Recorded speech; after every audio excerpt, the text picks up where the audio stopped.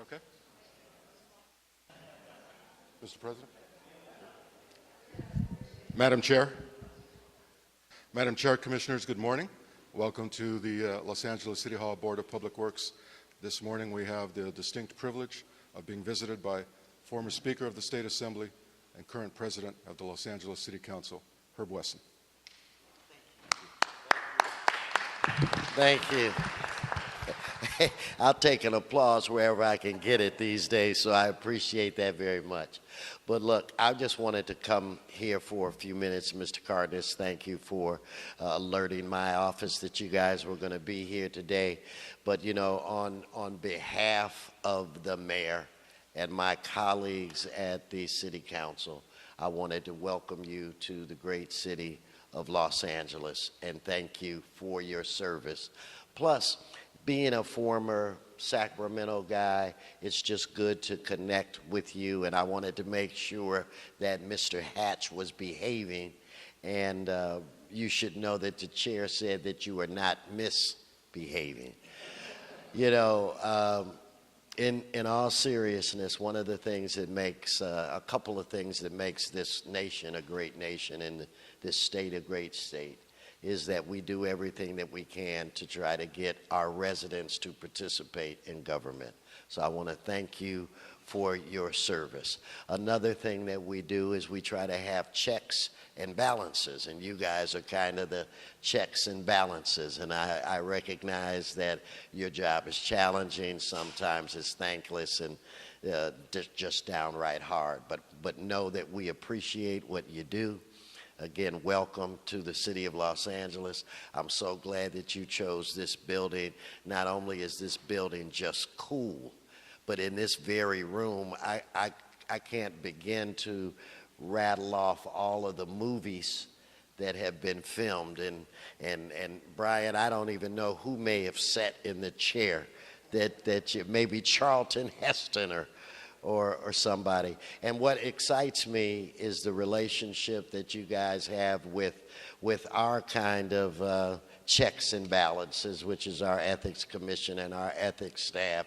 And they're phenomenal folk, and we work very closely with them. So I'm excited that you guys can put faces with names and get an opportunity to get to know them. But I wanted to come down to show my respect and again, welcome you to the city of Los Angeles, and I hope you have a great meeting. Thank you for coming.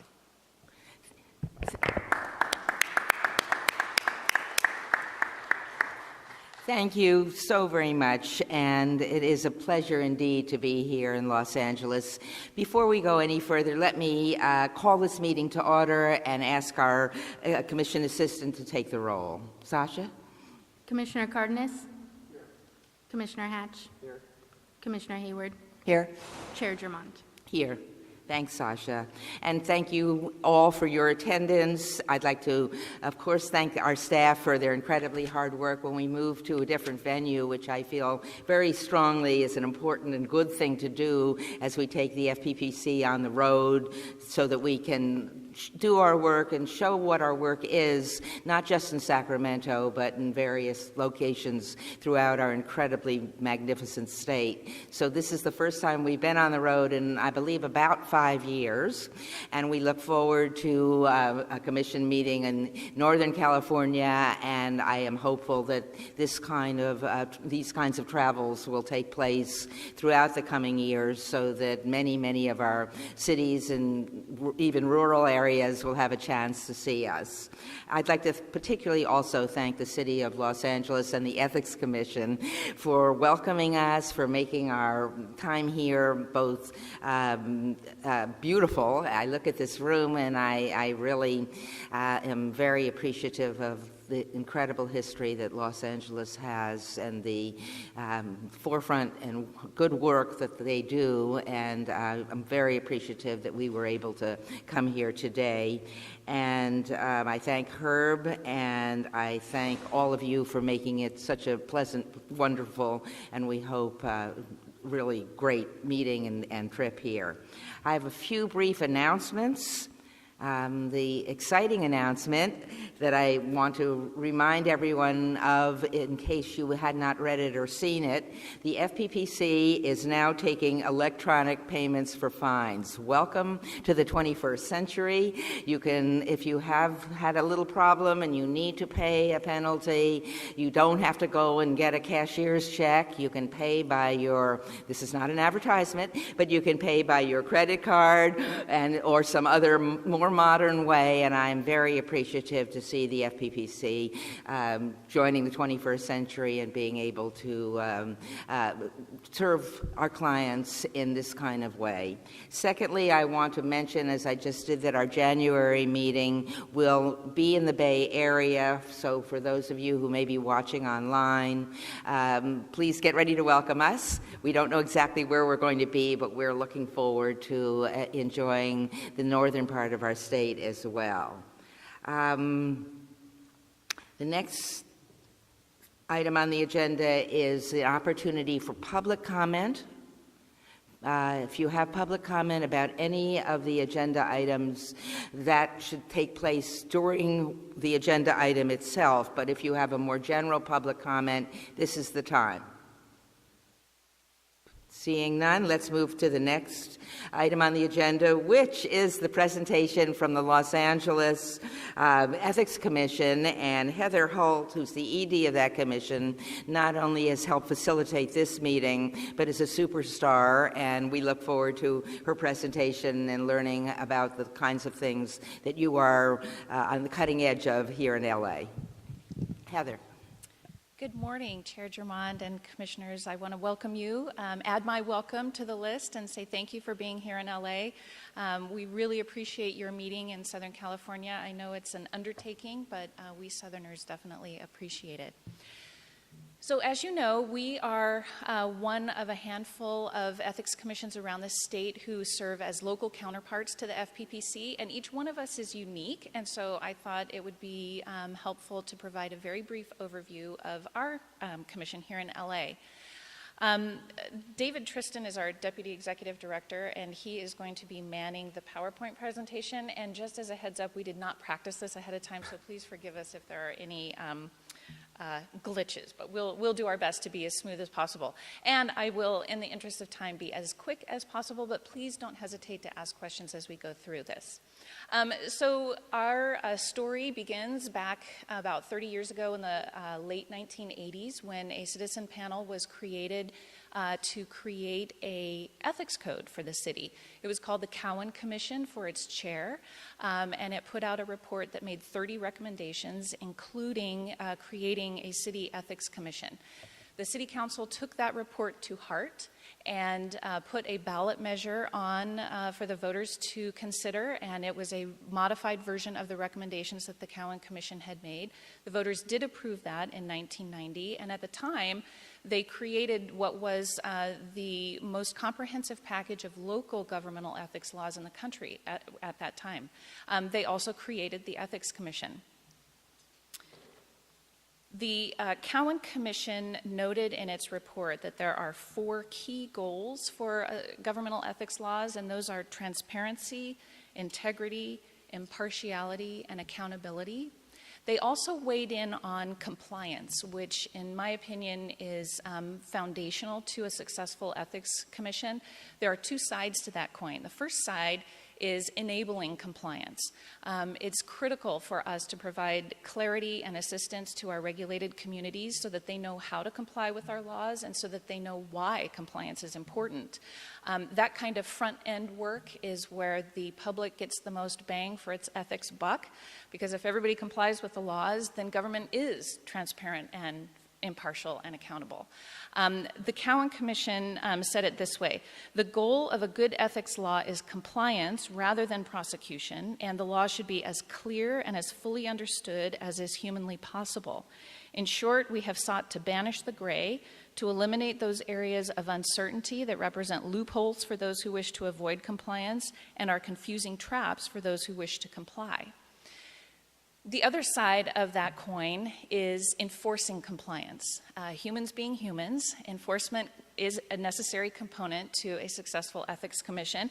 And the Cowan Commission put it this way: compliance, not prosecution, is the central goal of an ethics code, but to be truly effective, the code must contain tough sanctions and the reasonable assurance that enforcement will be swift and sure.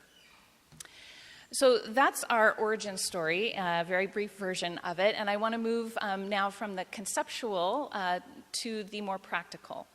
So the way our commission is structured is we have 5 part-time volunteer commissioners. They serve staggered 5-year terms, and each one is appointed by a different elected official. Each of our 3 citywide offices, the mayor, the city attorney, and the controller, get an appointment. In addition, our city council president and our city council president pro tem get an appointment. The commissioners appoint an executive director who conducts the day-to-day business of the commission, and the executive director is the person who hires and oversees the rest of the staff. For some quick numbers, we currently have 27 full-time staff members, all of whom are exempt from civil service.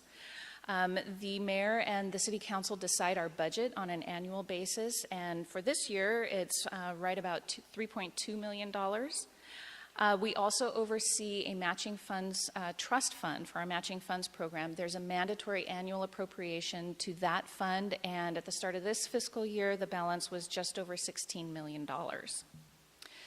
We use those resources to operate in 3 program areas, which are governmental ethics, campaign financing, and lobbying. On the governmental ethics front, we have requirements regarding financial disclosure, recusals, gifts and travel, contracts, revolving door, outside employment, misuse of authority or city resources, and limitations on political activities. On the campaign financing front, we do have contribution limits, per person contribution limits for both city and school board candidates. Those limits are adjusted periodically for changes in the consumer price index. Right now, they are $800 for city council, $1,500 for citywide office, and $1,200 for our school board offices. We do prohibit some contributions, including from certain types of lobbyists and lobbying firms, depending on their registrations. We also ban contributions in certain cases for contracts of $100,000 or more. Bidders, subcontractors, contractors, principals, they are banned from making contributions. Our laws also ban our ethics commissioners from making campaign contributions. We require disclosure by candidates about their campaign activity. We also require both candidates and independent spenders to disclose and disclaim their political communications. We permit our elected officials to maintain one office holder account that has limitations on fundraising and different types of expenditures. And we administer, as I said, a matching funds program.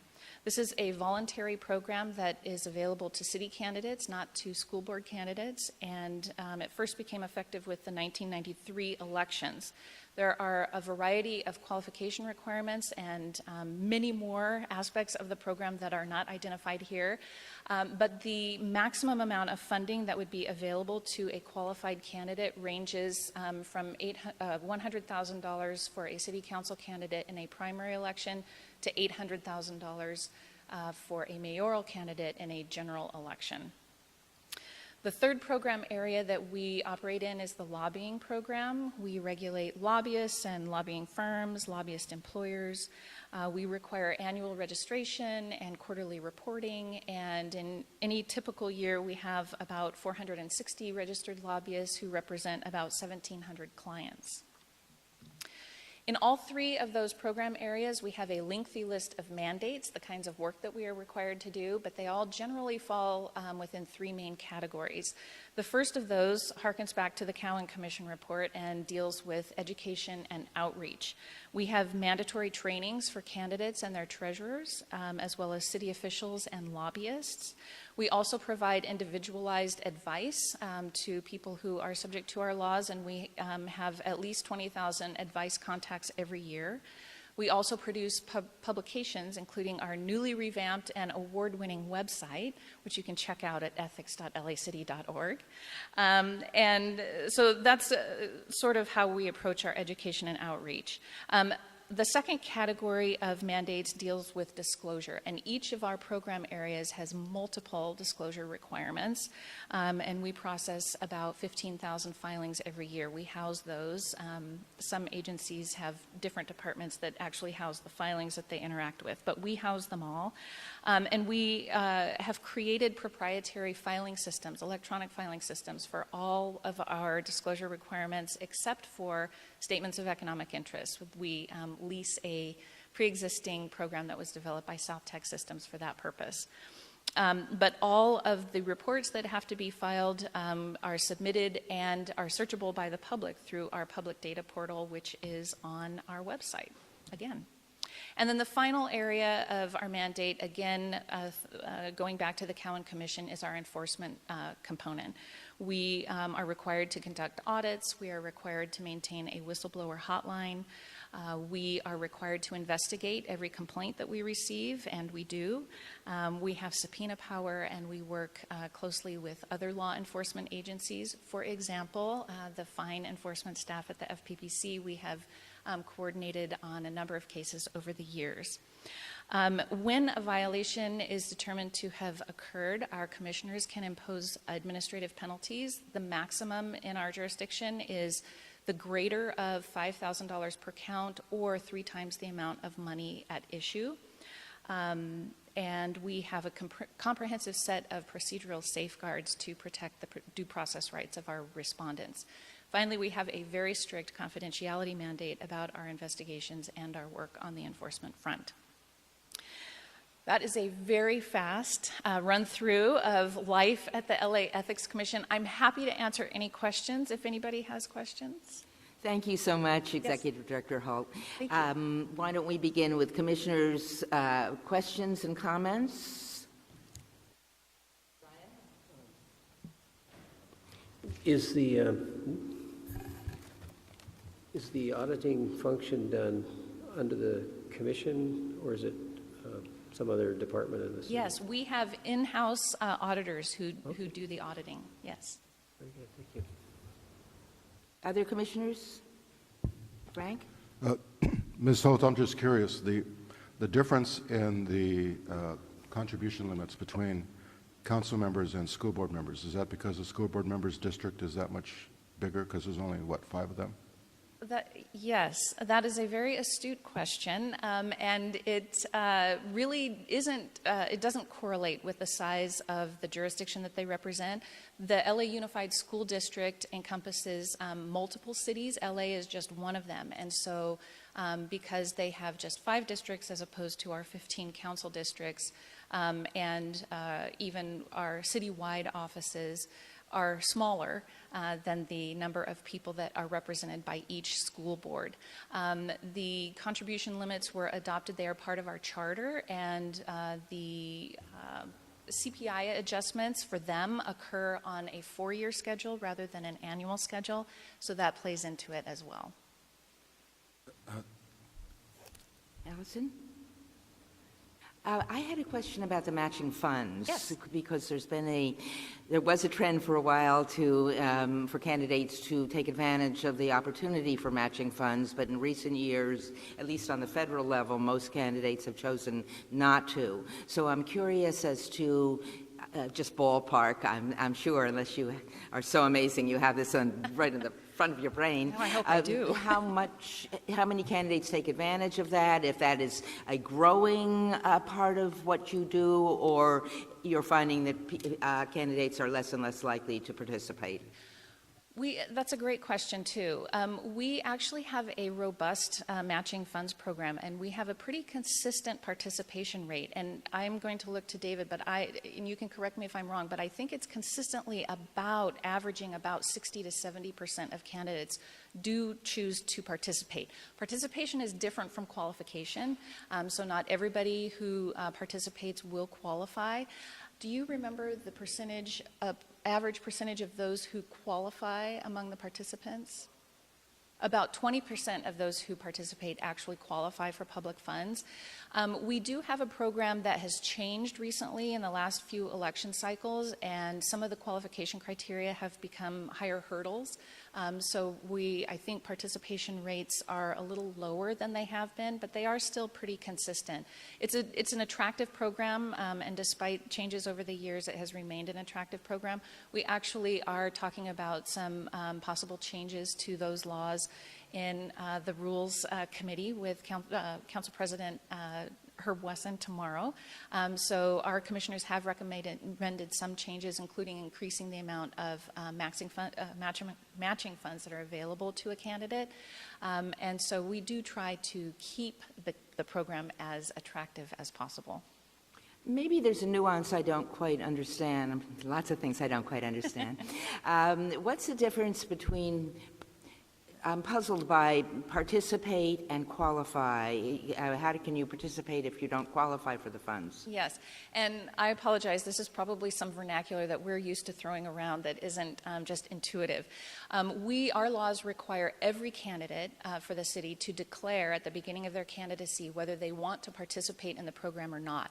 If they say they want to participate, then they are immediately subject to limits on expenditures and that kind of thing. But there are other hurdles that they have to jump in order to qualify. They have to be qualified to appear on the ballot. They have to be opposed by another candidate who is qualified to appear on the ballot.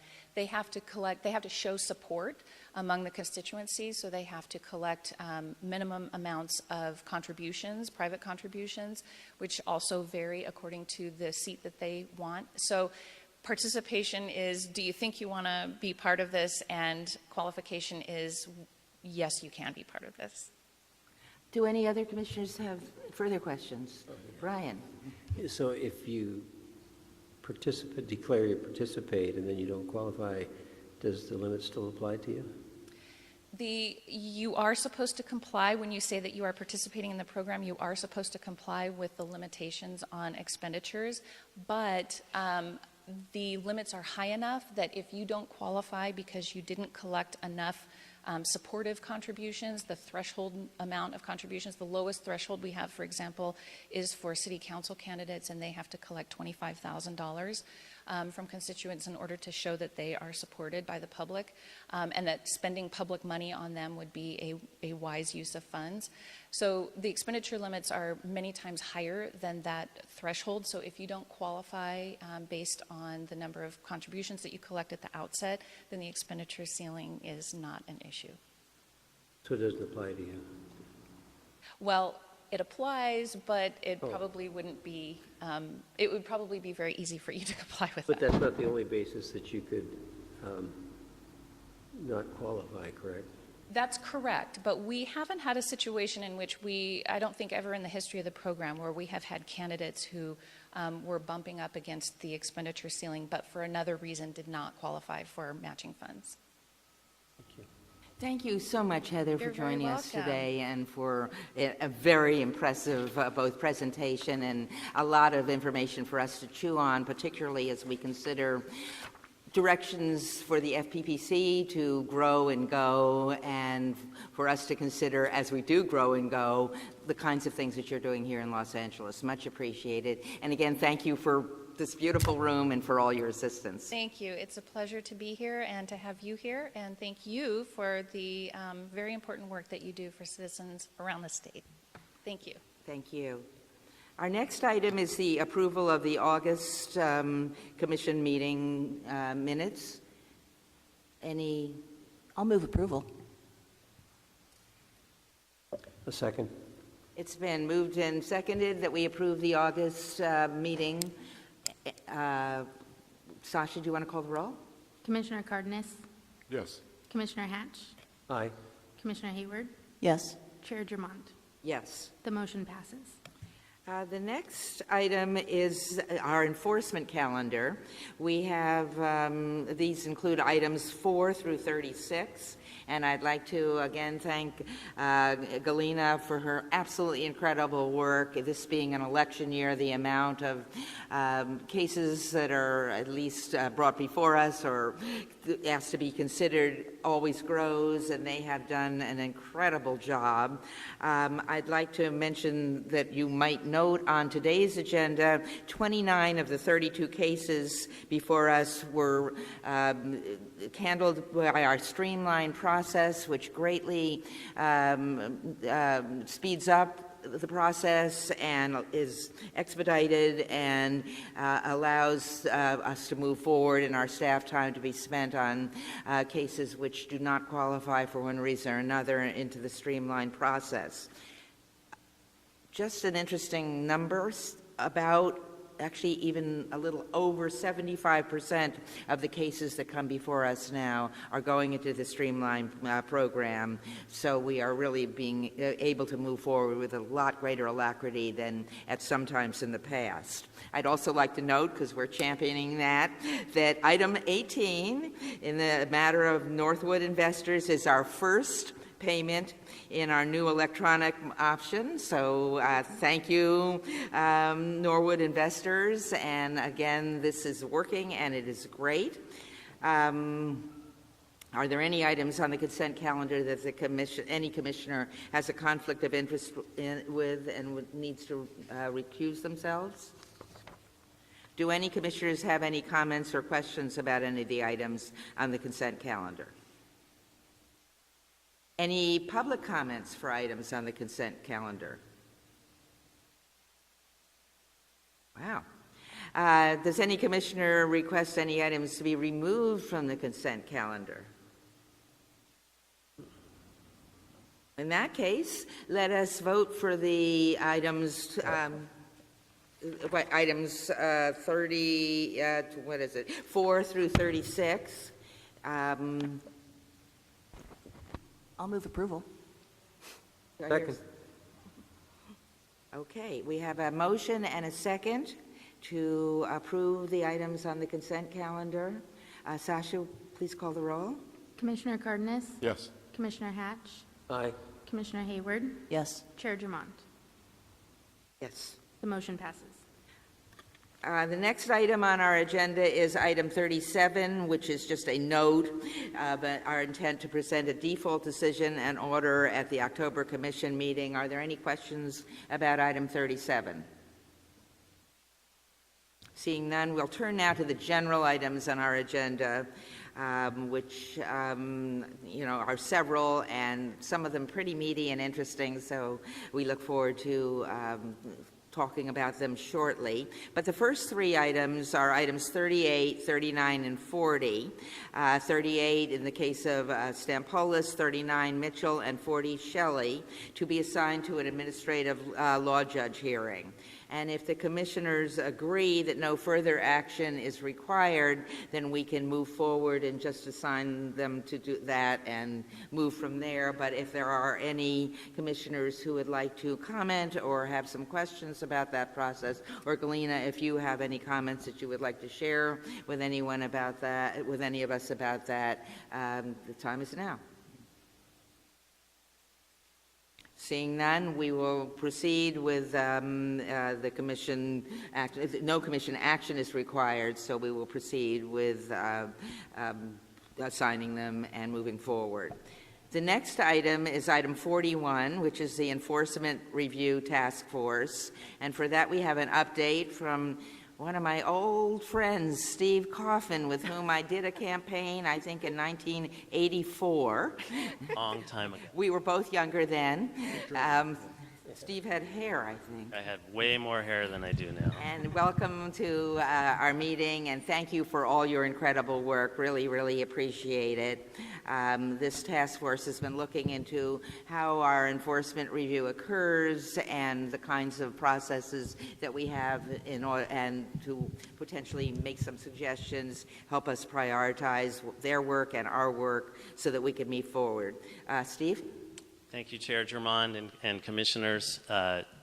first of all, welcome to Los Angeles. I'll give my welcome too, since this is my hometown. So always great to see you here. We love traveling up to Sacramento, but it's nice to have you down here as well. I wanted to give a brief report to the Commission on the Enforcement Task Force, and I also wanted to just acknowledge my Vice Chair on the task force, Norman Coppinger of the League of California Cities. He and I, maybe not so voluntarily, have been assigned the task of chairing this task force. So I appreciate all his efforts and the efforts of all the task force members thus far to move this thing forward. And the reason I'm here this morning is it was felt, we've had a couple meetings so far of the task force. We had a meeting in July, we had a meeting in August. Commissioner Hayward was at the first task force meeting. She was there long enough to hand the reins over to me and then took the exit route. But we've had a couple meetings, and I think, the challenge for us thus far has been that the mandate of the Commission was broad, to say the least, and given to us at a time that was perhaps not the most convenient time for us to be each contributing our personal efforts to this, given the November election, and with a window to complete our task by December. So there's a lot of challenges involved, and I think we spent a full meeting just talking about how we were going to try and get this under control, and to figure out our priorities. And what we've done thus far is we've had all the members submit their priorities, if you will, issues of concern to the various members. We had a number of responses, including responses from FPPC staff and, of course, CPAA, which were submitted to the Commission a while back. And we came to the conclusion that the best way to try and tackle this assignment was to kind of break the issues up into working groups, of which we've assigned 3, to try and tackle certain policy areas. And I wanted to identify for you those policy areas that we have, at least thus far in the proceedings, have decided to look at, and to try and get feedback from you as to whether we're pointed in the right direction in terms of what you think our mandate is, and whether you think there might be anything missing from the list of items that we have put into our areas of responsibility. So I wanted to just run through those briefly with you, the various task force. The first one we've called Enforcement Principles and Goals. And I think you just saw the presentation by the Ethics Commission that had a few principles laid out at the very beginning of the presentation. And the feeling for those of us on the task force is that it's probably time for the FPPC to look once again at its principles and priorities, and maybe restate 40 years down the road from when the Political Reform Act was initially enacted, restate those principles and perhaps look at what your priorities are in light of what has preceded you over this long period of time. So, a couple of items that the task force will be looking at is what should be the Commission's enforcement philosophy, what should be the priorities, how do you want to look at intentional violations versus negligent violations versus inadvertent violations? Should the Commission do an annual review of its priorities? And in that sense, we think that it might provide the Commission with an opportunity to look in terms of the prior election cycle and say, hey, is there a new issue that came up this cycle? Is there something we should be focusing on that we haven't been focusing on? And by the same token, is there some law, some issue that's caused so many people to violate that law that we should be thinking about, is there a problem with the law or the way we're interpreting it or communicating to the public? And the last issue that I guess that I'll put in the basket of the first working group is the relationship of the commissioners with staff in terms of the enforcement process. I know that's been an issue that's been mentioned before from the commissioners, and just taking a look at whether the process is what it should be, or are there any tweaks that should be made to the process, but at least addressing that issue. So that's the first, those are the general topics of the first working group. The second working group we'll call the complaint and investigation process.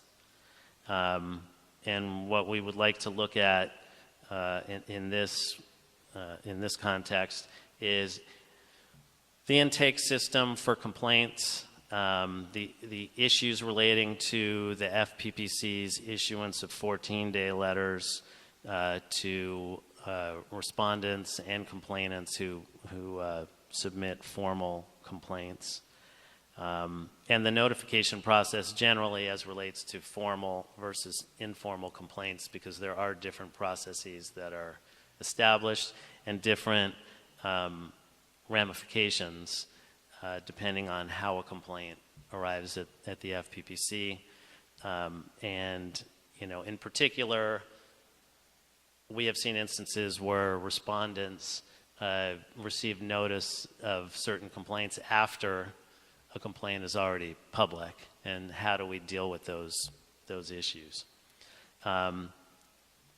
Similarly, looking at the issue of staff comments to the press during the complaint process, what should be the role of the FPPC vis-a-vis the press? I think you saw that, again, in the Ethics Commission presentation, their position is complete confidentiality when a complaint has been submitted and no comment with the press. The FPPC has a little different approach, so we'll be looking at that issue and determining whether any recommendations are proposed. A proposal for posting complaints on the FPPC website and documents relating to those complaints, providing an interactive way for the public to access information about complaints. This grows out of a regulation that was passed by the FPPC a number of years ago, and this one in particular emanates from a staff recommendation, or at least something that the staff was tasked with looking at a number of years ago. So we'll be looking at that as well. The timeline for completing investigations and for closing files. And lastly, the separation of audit staff and enforcement staff, and whether any changes there are warranted. Finally, the last broad category, the last working group, if you will, that we have identified is alternative enforcement mechanisms. And in this context, we'll be looking at the Streamline program. As the chair mentioned during the enforcement calendar, the Streamline program seems to be robust and is being used more and more. And there was an interested persons meeting a number of months ago in which staff I think the staff proposed a memo a number of months ago to the commission on some ideas for expanding the Streamline program. So we'll be looking at expansion of the program, whether certain thresholds within the program should be increased, decreased, and also whether other types of violations that aren't now dealt with in the Streamline program should be dealt with in the Streamline program. So we will hopefully be making some recommendations on that. Similarly, we'll be reviewing the criteria for warning letters. There is some concern that the expansion of the Streamline program may kind of usurp the role of warning letters in the process. And I know those of us in the regulated community are concerned about that. So we'll be looking at the criteria for warning letters as well. Proposals also on the table are to look at some sort of disgorgement policy. If an error is made in the acceptance of a contribution, is there a way to get rid of that contribution and correct, the potential violations? So we'll be looking at that. and also to other alternative dispute options. The FEC has an entirely separate kind of ADR program. Is there some sort of separate program or mediation that the commission should develop outside of what it's done with the Streamline program that might allow for certain types of violations to be dealt with kind of outside of the traditional enforcement process. Again, these are all ideas. They're all up for discussion. So anyway, we wanted to let you know kind of what we've thought about. It's rather ambitious. The assignment was rather ambitious. We have tried to categorize and narrow. There was actually more proposals on the table, and we could probably go on in eternity, but we wanted to capture a few key issues that we thought we could try and put our hands around by December, or at least be able to come to you with December with some thinking on these issues, even if we haven't resolved some of them, to perhaps carry forward. So I'm here to answer any questions you might have about these topics and respond to any additional issues that you think might be important that we're not focused on, or things that you've heard that you think maybe we shouldn't be focusing on. So anyway. Thank you. Wow. Your word ambitious was probably an understatement. A lot of challenging, interesting ideas, and an important task force in perhaps developing some procedures or ways in which we can always improve, which is always our goal. Much appreciated. I'd like to open it up now for other commissioners to ask any questions you may have, and I would like to reserve a few moments at the end because I have a few as well. Brian? Thank you, Madam Chair. I'm not sure that I caught the part about your exploring our enforcement process, the steps that we go through to bring you to this place, in terms of evaluating whether there's different ways or better ways or more transparency, at least as to what the steps are from your view or your committee's view. As far as transparency in the process, I think we probably have varying degrees of views on the task force. I think for us, Is that on your plate? Is that one of those categories, or you guys? transparency, I don't know. I think maybe that's perhaps, if you're alluding to, I don't know if you're referring to transparency in relation to the commission itself or with respect to the public. I think those are two different issues. Talk about the enforcement process, the steps that we take. We don't show you what we got, but we show you where we are and how you can interact with it. As far as folks who are being enforced against? I'm talking about the bar here that approaches these issues and defending their clients. Checking with some of the lawyers, that they thought all they had was what was in the statute, that there was, based on, that there was nothing more. And my sense is that there are, other things that you should know about it, procedural issues. I think the biggest issue on that front, I alluded to it a bit in my comments, is there is a process that's set out. We call these 14-day letters. When a formal complaint comes in the door, and Galena can certainly comment on this too.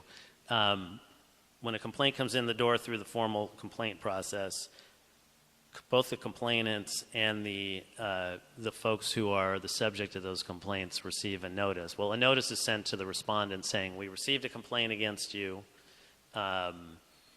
Would you like to submit a response? And you have 14 days to do so. When that occurs, the complainant also, becomes aware of that. And then after that 14-day process, there's a decision that's made by the staff to either undertake an investigation or close the file. that notification goes not only to the respondent, but to the complainant. And there are a number of issues regarding, as you well know, oftentimes complaints are filed for the sole purpose of getting a bump in your campaign. And I think the issues that we're struggling with is in that process, where do you draw the line? What kind of lines can be drawn or adjusted to ensure that legitimate complaints are dealt with, but that the commission itself is not finding itself in the middle of, creating a campaign issue for someone just because they've agreed to look at a matter further. And that complaint letter, when it's sent to the letter, when it says, we're going to review this complaint, we're going to undertake an investigation, gets waved around, and of course it goes to the complainant so they can use it for what they want. And I think that's a big issue of concern to all of us. The flip side is, on some of the informal complaints, that process isn't in place, and we have had a couple of occasions where respondents have found out they're being investigated through the press or through other modes that they weren't even aware of it before they were even notified. So there are issues somewhere in that process. We have to find the proper balance for the FPPC to make its initial decisions, for it to provide due process and notification to respondents, and perhaps not necessarily provide additional ammunition to complainants just because due process is being afforded, to a respondent. So I don't know if that responds to your question, but I didn't want to tell you what you should want. What I want to tell you is I want to hear what it is you want and what it is within our power to do. Obviously, things that require the legislature's action is not something I'm looking for. right. But we're probably not going to do this for another decade, so this is your chance, not you personally, but the group. So please, if you get something ingrown, get it out there. We appreciate that this is our opportunity to tackle some of these issues. And I should say, in addition, on the line of kind of transparency, we do have this proposal on the table for the posting of, complaints to the public, which a number of us have concerns about. Which is opening up the complaint process and the investigation process even more in ways that certainly are of concern to a number of members of the task force. So, we will be looking at that and may have various opinions about what's appropriate. But that remains an issue of concern to many of us. Do other commissioners have any questions for Steve? Allison? Commissioner Hayward? Good morning. Good morning. I'm curious, looking over this, what your sense is for how much of this can be done internally through regulation and how much of it would require legislation? Most of what we're looking at, in fact, I think almost all of what we're looking at is either regulation or commission policy. There are a couple of items that have come up in discussions that might involve legislative fixes, and I think, those are kind of, we're trying not to tackle that, or we might make a couple of proposals to the commission on legislation the commission might want to get behind. But I think that what we've talked about, most of this is a non-legislative fix. Okay, excellent. And then the only comment I want to make is I'm grateful for our staff who also, it's a busy time of year for them too, that they've been able to work with you. And I'm really hoping that when we see the report, it reflects their views as well, and we're not in a situation where the report is one thing and we've got another staff report out there saying, no, there's this, and we've got to reconcile that as commissioners. Because as I've said before, it's a little frustrating, at least to me, to evaluate enforcement when I'm not supposed to know anything about any particular matter as a matter of due process. And so you get these little anecdotes coming across the transom, and it's hard to see the big picture. And I'm really hoping that at the end of this process, I have a better sense of what the big picture looks like. Well, we understand and appreciate that, and I can speak for those of us in the regulated community who are on the task force, is we really hope that this can be a collaborative process. We want it to be a collaborative process. We feel that, historically, when we've worked together with FPPC and staff to come up with a product, it's been much more productive than kind of a point-counterpoint report that comes before the commission. So that's certainly the goal here, and we're hoping that we can all kind of get to the point where we're making kind of cohesive recommendations to the commission. I suspect there will be some issues where that may not be possible, but that's fine. But we hope to be able to do this in a collaborative way. Mr. Kaufman, thank you very much for your leadership of this this august body. I want to remind Reluctant leadership. broadly defined. There you go. I want to remind everybody that the group that you are in charge of marshaling, it's not just advocates, it's not just lobbyists. They're campaign treasurers. There are elected officials. The Assembly and the Senate, I believe, each have a representative. The State Attorney General's office. Large campaigns, small campaigns. The media, I believe there's a press association that has a representative. Local governments have representation on this. It's a significant body of very cross-cutting of a number of individuals and constituencies that are touched by, are involved with, and are knowledgeable about what the FPPC does and has been doing for the last several decades. So I am certainly in no position to suggest how you might curtail the scope of what you're looking at. If you feel that you have the requisite stamina to look at all of these things, we will surely be better off for having your advice and counsel at the appropriate time. So thank you, and thanks to everybody else who's working with you. Well, we appreciate that. And I will say, just having gone through this with you today, it still seems ambitious. And believe me, this has been, as I said, narrowed down a bit.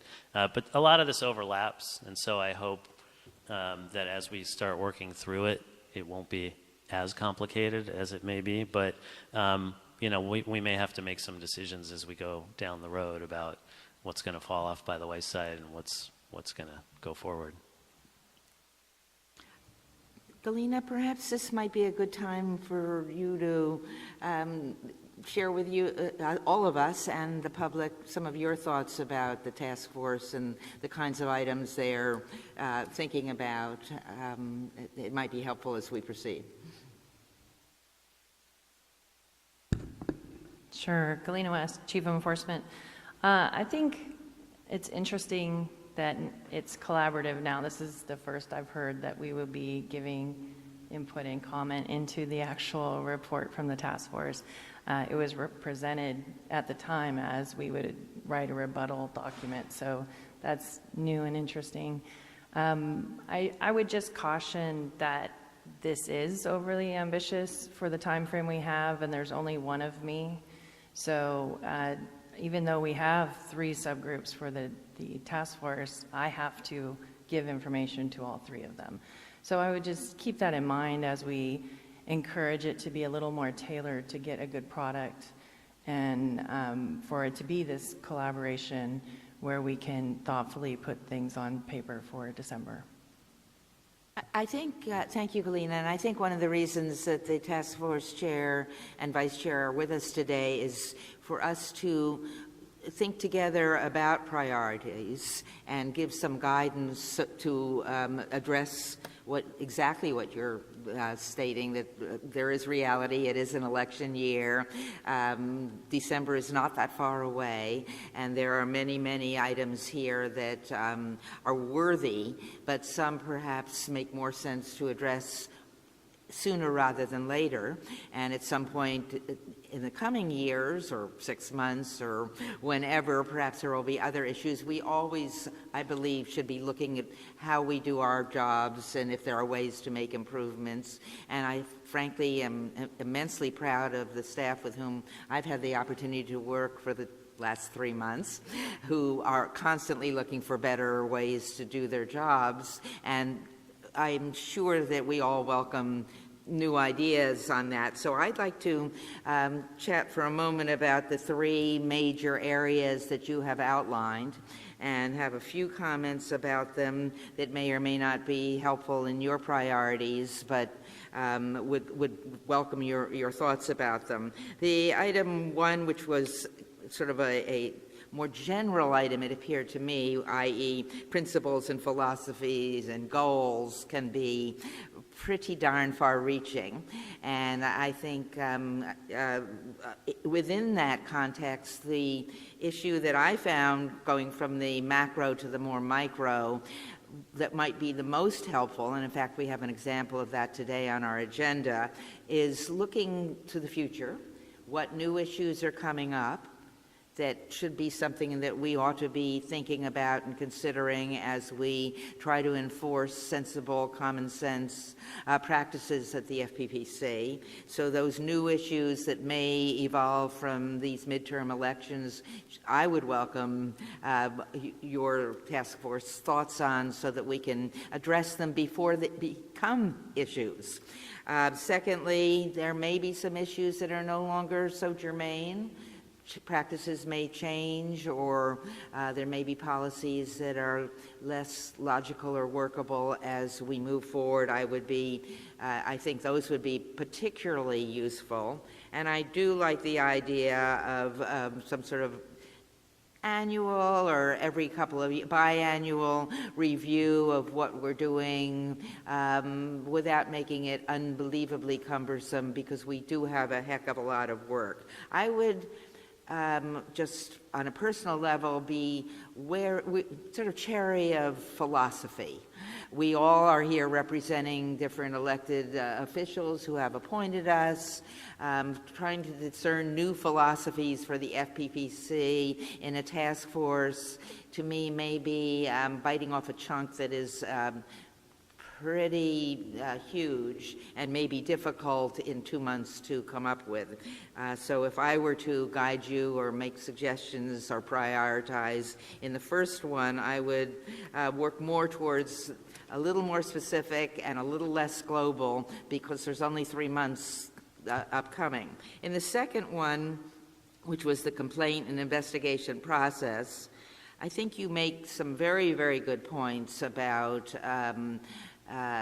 how potentially and sadly there can be frivolous or I guess frivolous is the word I would like to use, frivolous leaks and frivolous issues brought before the FPPC that can be misused. I think it is extremely difficult to wrap our arms around that due to the fact that we do not control every candidate and his or her statements that they may make after they put forward something to the FPPC. We here, I'm proud to say, I think are quite careful about how we respond to press inquiries and do a really fine job on that, but we cannot control what a candidate or the opposing candidate may or may not say and may or may not leak. So I think that that is a very difficult issue for us to be in charge of, given the fact that we do enjoy and appreciate and honor free speech here. So we need to find some ways to deal with that. But I think that that was a kind of tricky one, and I'd be interested to see what you might come up with that would help us walk that tightrope and not misuse our offices, but nor have our offices misused by candidates who seek to have their own gain through our process. I'm just picking a few of the issues you mentioned because there were many. I like the work that you are considering on our streamlined process. The more we can make that work, the more clarity there is in that, I think the better off we all are, the more efficient we all are, and the more time we can spend on those cases which do not fit into the streamlined process and really need staff time and staff consideration. So if there is more clarity that your task force and our enforcement division can come up with together that makes sense and that will help our clients, who are you as well as the public, that would be most appreciated. And those are sort of some of my general comments. Would welcome your response. I thank you for that, Chair Germond. No, I think your comments are dead on, kind of working my way back with respect to the streamlined program, warning letters and such. I think that's something that very much can be done and worked on between staff and the members of the task force.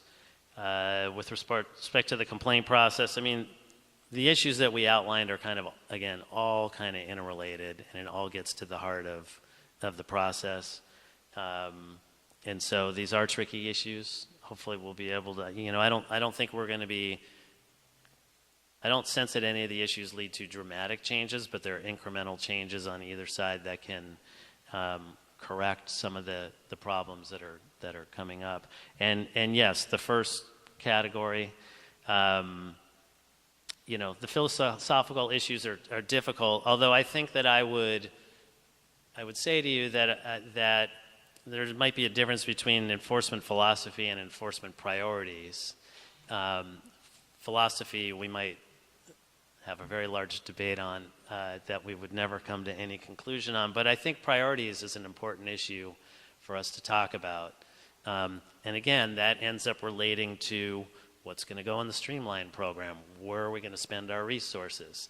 I mean, it's no secret that the FPPC has a large backlog of cases, or just a large load of cases. And how are you going to realistically get through that as a commission? If you're spending all your time doing X. So where do you want to create your priorities? What do you want to devote significant staff resources to? And what are you going to say, hey, this is something that can be dealt with this way, or maybe not be dealt with at all? So I think priorities is an important issue to look at. We can try and stay away from the global philosophical issues of the day and try and focus a little more on that. I'd be very careful about using the word backlog, if I might interrupt you for a moment.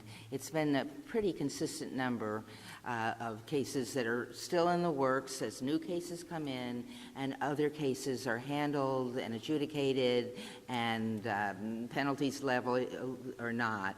The amount of work is staggering. The staff is working incredibly hard, and it has not grown.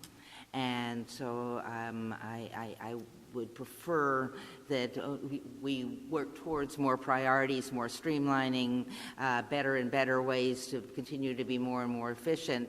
But I would like to pause for a moment and share that the word backlog has sadly negative connotations, and that is not exactly the status of our enforcement department. That's a fair point, so I'll say caseload. I think the commission has a very large caseload. Caseload is absolutely true, and it will be even more huge during an I was going to say, year. if it's Thank large you. now, between now and November, it's going to get even larger, I would imagine. Getting back to my comments about complaints being filed and how they're being used, my firm, of course, has never filed any complaint that doesn't have anything than the most thorough basis behind it and the strongest motives. But no, it's not going to get any better, and we know that staff continues to do everything they can to stay on top of this. So, we see it as part of our responsibility to help you figure out ways that, this caseload can be dispensed with, moved through in an efficient manner. Brian, did you have a question? Thank you. I got a question and then a couple of suggestions. Would it be helpful if we allowed you to report this stuff to us in bites, like part 1 in December, part 2 in, say, February, and then third one in April? Would it facilitate your efforts at all, or is it? Well, I definitely think no one wants to kind of drag things out too far so that the job's not getting done as you go along. But I think having some additional time would certainly help, and maybe doing it in a tiered manner might help. I'd have to give some terms of priorities, thought what's to your that, priorities? but yeah, What's important? priorities, that would certainly be beneficial. I mean, I fear that what you're going to end up seeing otherwise is a lot of recommendations for things that the commission should continue to look at without really coming to a resolution, because we are, again, talking about December. So, Okay, in that regard, if you do decide to prioritize your work, streamline is kind of important to me. I started a process that we're working on now to expand Streamline. If you guys have got ideas about that, that should be the first thing you start telling us, and because I'd like that to move ahead. I don't want it to be languishing because we haven't heard from you guys. And then just about the work product, I would like your work product, your recommendations to be tangible and actionable. Don't tell us what we're doing wrong. Tell us what we can do better. Give us proposals. And don't, for my part, don't be afraid to offend me. If there's a better way to do things than the way we've been doing it in the enforcement process, I'd like to hear about them, but I want you to suggest something tangible that we can act on.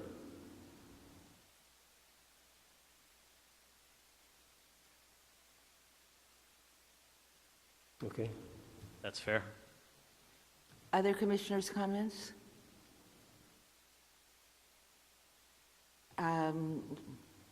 Chair Kaufman, do you have any other questions or comments, or would like anything further from the commission today? Well, I guess to Commissioner Hatch's point, you know, we certainly will prioritize. I guess in terms of the time frame, is this something you want us to come back to you on 2 months down the road, or do you want to give us some direction now, timing wise, that goes beyond a December deadline?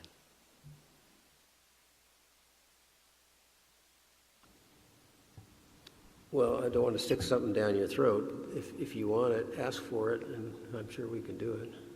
Okay. Well, perhaps I should, in fairness, take that to the task force members. That was what I was going to suggest, that you Yeah. take all of our comments to the task force members. Perhaps you will be reporting back to us in October, which still gives us some time before December, not a heck of a lot, but some. And potentially, at that point, having heard from the other task force members, their priorities as well, and how you would like to proceed now that this is becoming slightly more focused, I hope, and that you have a better understanding as to what kinds of things I think we need to really consider almost immediately, like yesterday, and things that might be more, can be taken up down the road, and probably even in 6 months or 2 years, all of the things you've outlined are not going to be completed. So I think we just have to be realistic about how long the task force is sort of chartered to do its job, and what kinds of things make the most sense to have in its report that comes out, be it December or perhaps January or February. Okay, that sounds Is like a that plan. comfortable for other commissioners? Okay. Thank you so much. But before we finish with this item, I'd like to ask if there are any members of the public who have any thoughts or concerns about the work of the task force and what we're doing here. Seeing none? One last thing. Thank you, Commissioners. Oh, I'm sorry, Brian. Sure. Should we leave a place open for you at our October agenda where you come back and tell us what you Yeah, want? why don't we just figure that will be the next time you get to see me. Well, you'll get to see me in a few minutes on another matter, but yes. All right, we'll keep a space for you. Thank you.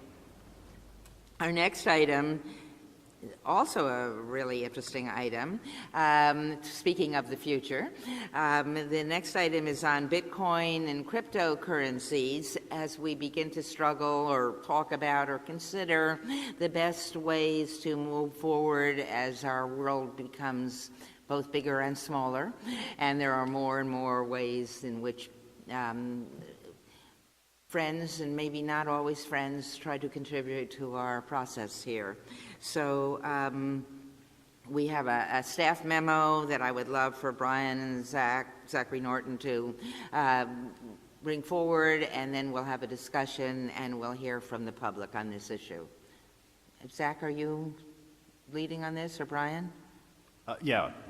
Good morning, Chair Drummond and Commissioners. I'm Morning. Zachary Norton, Senior Counsel with the Legal Division, and I'm going to be presenting on cryptocurrency regulations this morning. So what I was going to begin with is just sort of walking through the memo briefly to kind of give you an overview of where we are, and then open it up for questions and discussion, of course.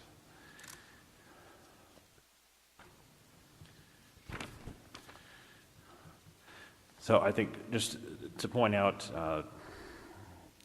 the Act itself, it does prohibit contributions of $100 or more in cash, and that's sort of one of our starting points here. And the Act does also require that candidates and committees have a single campaign bank account into which all contributions are deposited and from which all expenditures are made, and this is commonly referred to as the one bank account rule. So before you today, staff has prepared 4 different options for cryptocurrency regulations. Option 1 would be to prohibit all contributions in cryptocurrency, and that's just a flat-out prohibition. Option 2 would be to regulate cryptocurrency contributions in the same manner as cash contributions. Option 3 would be to permit cryptocurrency contributions as an in-kind or non-monetary contribution, and requiring the committees to convert those contributions into cash and deposit that into the campaign bank account upon receipt. Then option 4, the broadest, would be to permit cryptocurrency contributions without requiring conversion to cash and depositing into the bank account, and allow committees to make expenditures for goods and services in cryptocurrency. And I will point out that staff is recommending against option 4. We believe this is just, it's too broad. I think it runs afoul of the one bank account rule that I mentioned, and I think it also creates problems from an auditing and an enforcement perspective where, if this were to be allowed, I think it would be very difficult to actually ensure that we had proper accounting.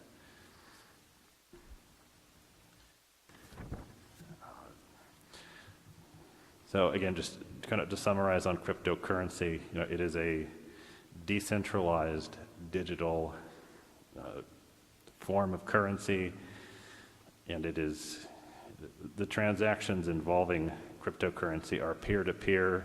Essentially, they're transfers from one person to another that require no third party or central figure to execute. And as I've also pointed out, I think with blockchain, there are issues with traceability. It is not entirely anonymous, but it is pseudonymous. Without extensive and sophisticated investigative means, it would be difficult for us to actually trace. I know that blockchain proponents do claim that, it has certain elements of traceability, but for our purposes, those elements are not particularly useful.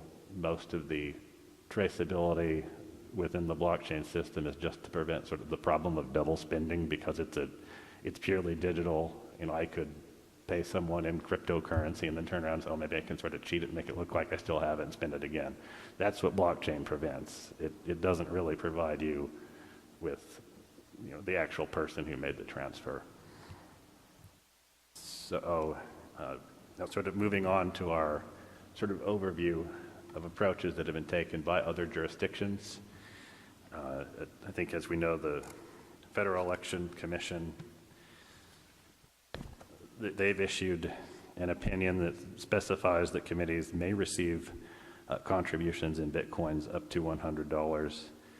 They also allow those contributions to be held in a Bitcoin wallet until the committee decides to liquidate them, but has stated that committees cannot actually use the Bitcoins to purchase goods or services.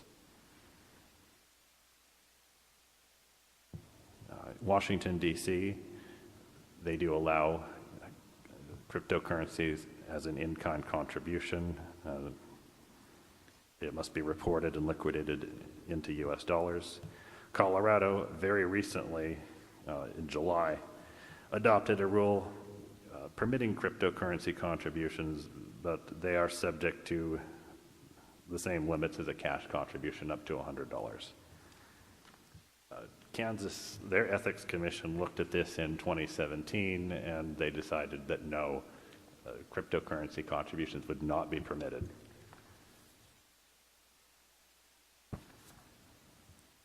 Montana allows cryptocurrency contribution as an in-kind contribution.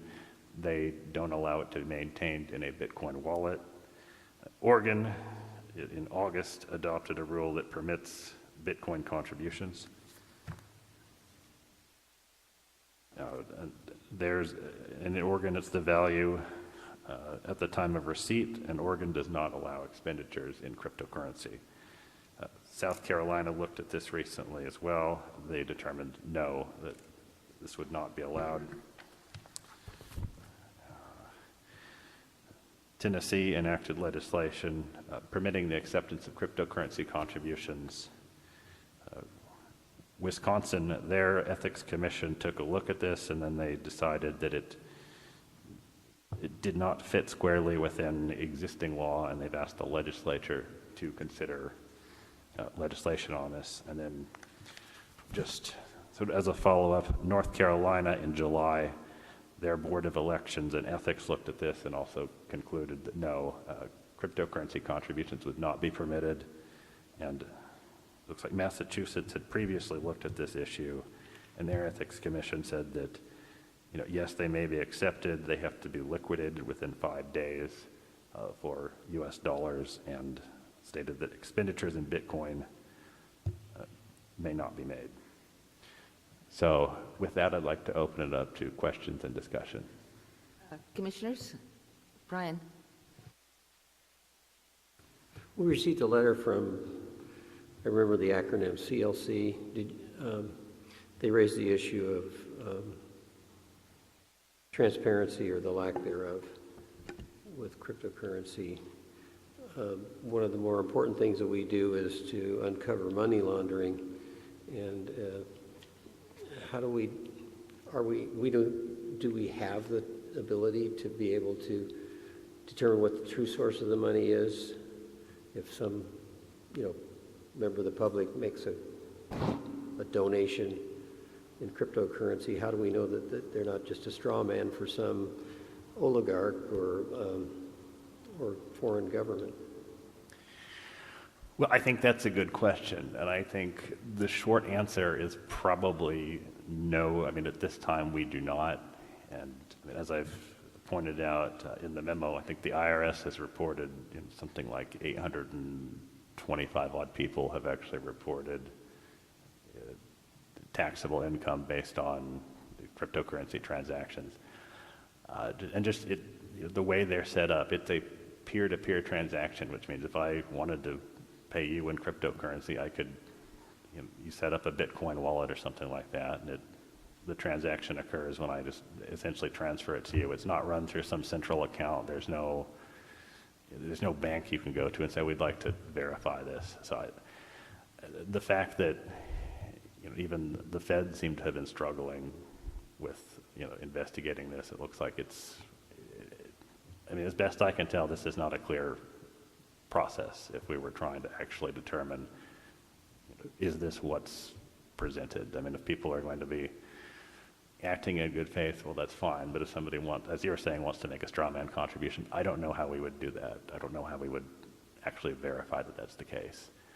I mean, I know I didn't go into it in the memo, but there's sort of reverse ATM machines out there where, I could walk up to the machine with cash, open up a Bitcoin wallet on my phone, put the cash into the machine. It would take a percentage, then I hold up my phone and it scans it. And now I have just purchased whatever amount of Bitcoin I want from sort of this ATM machine, then I can go do what I want with that from my phone. So it's, it lacks, and it's by design that this cryptocurrencies lack any kind of central oversight. Thank you. I would just add a little bit to that answer as well. As far as the cryptocurrency, treating it like cash or treating it like a contribution, the campaign itself would still be required to report the basics of the information when it receives the contribution. Right now, we have a record-keeping requirement that requires the committee to keep the name of the person donating or contributing funds between $25 and $100 in the records of the committee. So the campaign itself would it'd be traceable to the same extent as cash would be traceable. So I just wanted to, as far as the committee being required to report it, so I just wanted to add that. Except that you have no way to look behind that nominal reported person. Similar to cash, it'd be, yes, the transaction itself might not be traceable or be hard for us to investigate, but the candidate or the committee would be required to report the name, so you have the start of the investigation and who contributed that amount of money. So it's just, it presents similar issues as cash contributions, is all I wanted to point out there. I know these laws are new with the other states and the FEC, but do we have any sense of how well they're working, or which ones are working, or if any of them are working?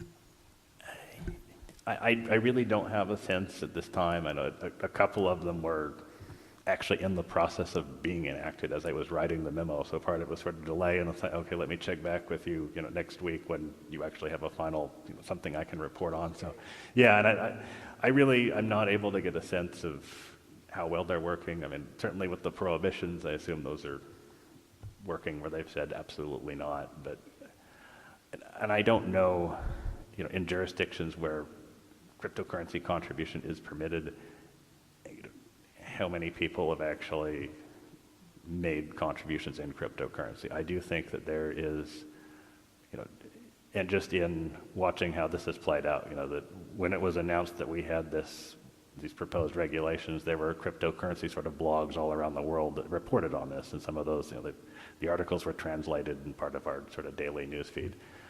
I think just the fact that somebody's talking about cryptocurrency generates interest. I think even for some campaigns, there might be, just saying that, I'm running for office, and by the way, you can contribute in cryptocurrency. That creates a little bit of interest, maybe a little bit of media coverage. It might not actually turn out that, there's a whole lot of people lining up to make cryptocurrency contributions.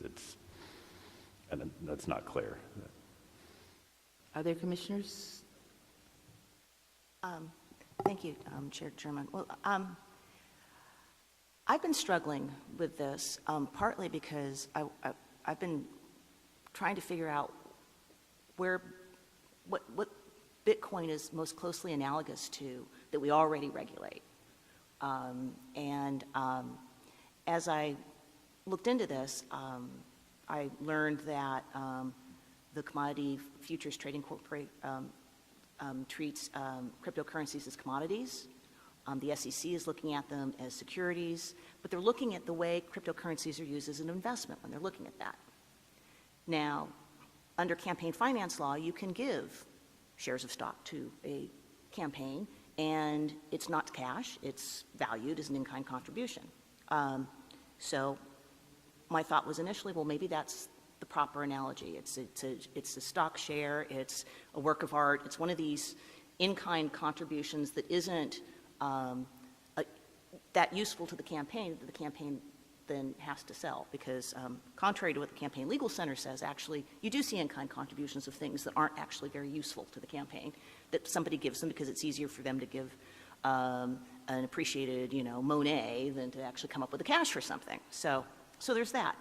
But then I really think that's not how a cryptocurrency would be being used here. It would be being used as currency. It's something that you're going to spend right away. It's not the Monet. It's not, my mother's silver or whatever outrageous things people give campaign committees. And so it occurs to me that Bitcoin really should be approached like we approach cash, cashier's checks, traveler's checks, other kinds of things where all you know is the provenance of the person handing it to you. There's no bank record to subpoena. There's nothing else to really look at if we're looking at enforcement. And I'm convinced that although blockchain advocates talk about how much information is in the blockchain and how really reliable that information is, that unwinding the Bitcoin address and figuring out who the actual donor is going to be really hard for our enforcement people to do, because we're not the IRS, and our enforcement office is hardworking and not that big.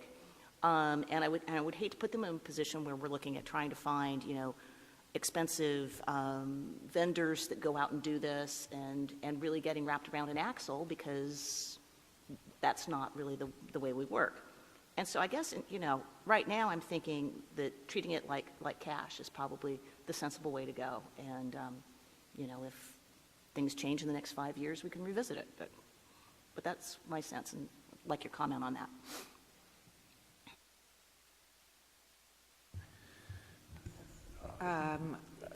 Do you have a further comment on that, or shall we open it up to the public? I mean, I would say that, I agree with that. I think that there are significant problems, and like I said earlier, I think that's kind of by design, that it's sort of set up that way. It's not easy for anyone to just sort of unwind that and figure out, okay,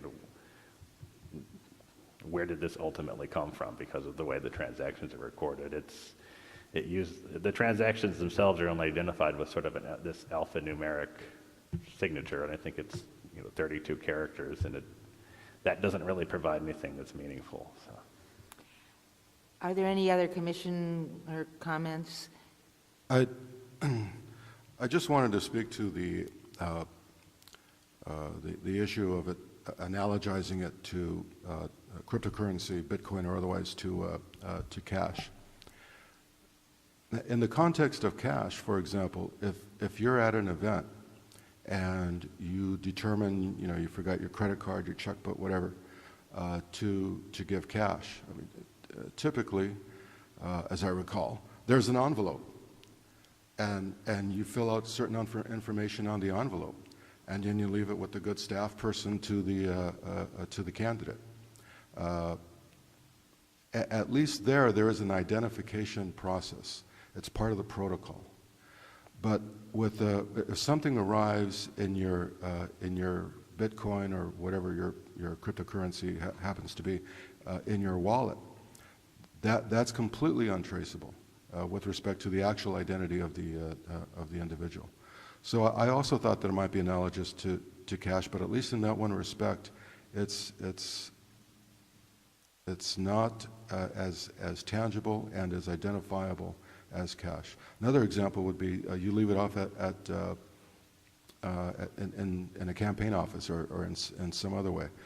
At least theoretically, you could take the affidavit of the staff person who was there and received it and said, well, this is the person who dropped it off, as an example. So I think cash is more verifiable, and from a Political Reform Act transparency regard, it's more transparent than a cryptocurrency is at the current stage in any event. Now, if there are further developments in blockchain or other technology, then traceability and personal identifiability may become more real. But in the absence of any further information than we've been able to glean together and independently, it doesn't appear as if the technology is at that point yet. Zach, or Brian, do you want to comment on if we went with, as Commissioner Hayward was mentioning, the $100 or 100, what would be, that equivalency, cash contributions under 99.99 often do not require the same kinds of information as contributions above that. Am I correct about that? This all goes back to the record-keeping requirements that do require that the committee maintain the names of anyone giving them a contribution between $25 and $100. The reason the envelope is there with the name for the money to be deposited is because we require the committees to provide the name of the person that gave you that $25 to $100. There's no reason that would be our same advice if the contribution was in cryptocurrency. To the extent that somebody gave you a cryptocurrency contribution between $25 and $100, we would expect the committee to provide the record and maintain a record of the name of the contributor. So in some sense, it is comparable to cash, but at the same time, I do recognize that the transaction itself may be more difficult to kind of trace through some sort of progression, but Thank you, Brian. I think there was I was a little confused about where we were going here. And maybe just to clarify, it's those 25 up to 100. They have to have that information. That information doesn't need to go on the campaign statement. Yeah, but at least the committee has those records if the question arises. And that would be true whether it was cash or whether it was anything. Is that correct? Yes.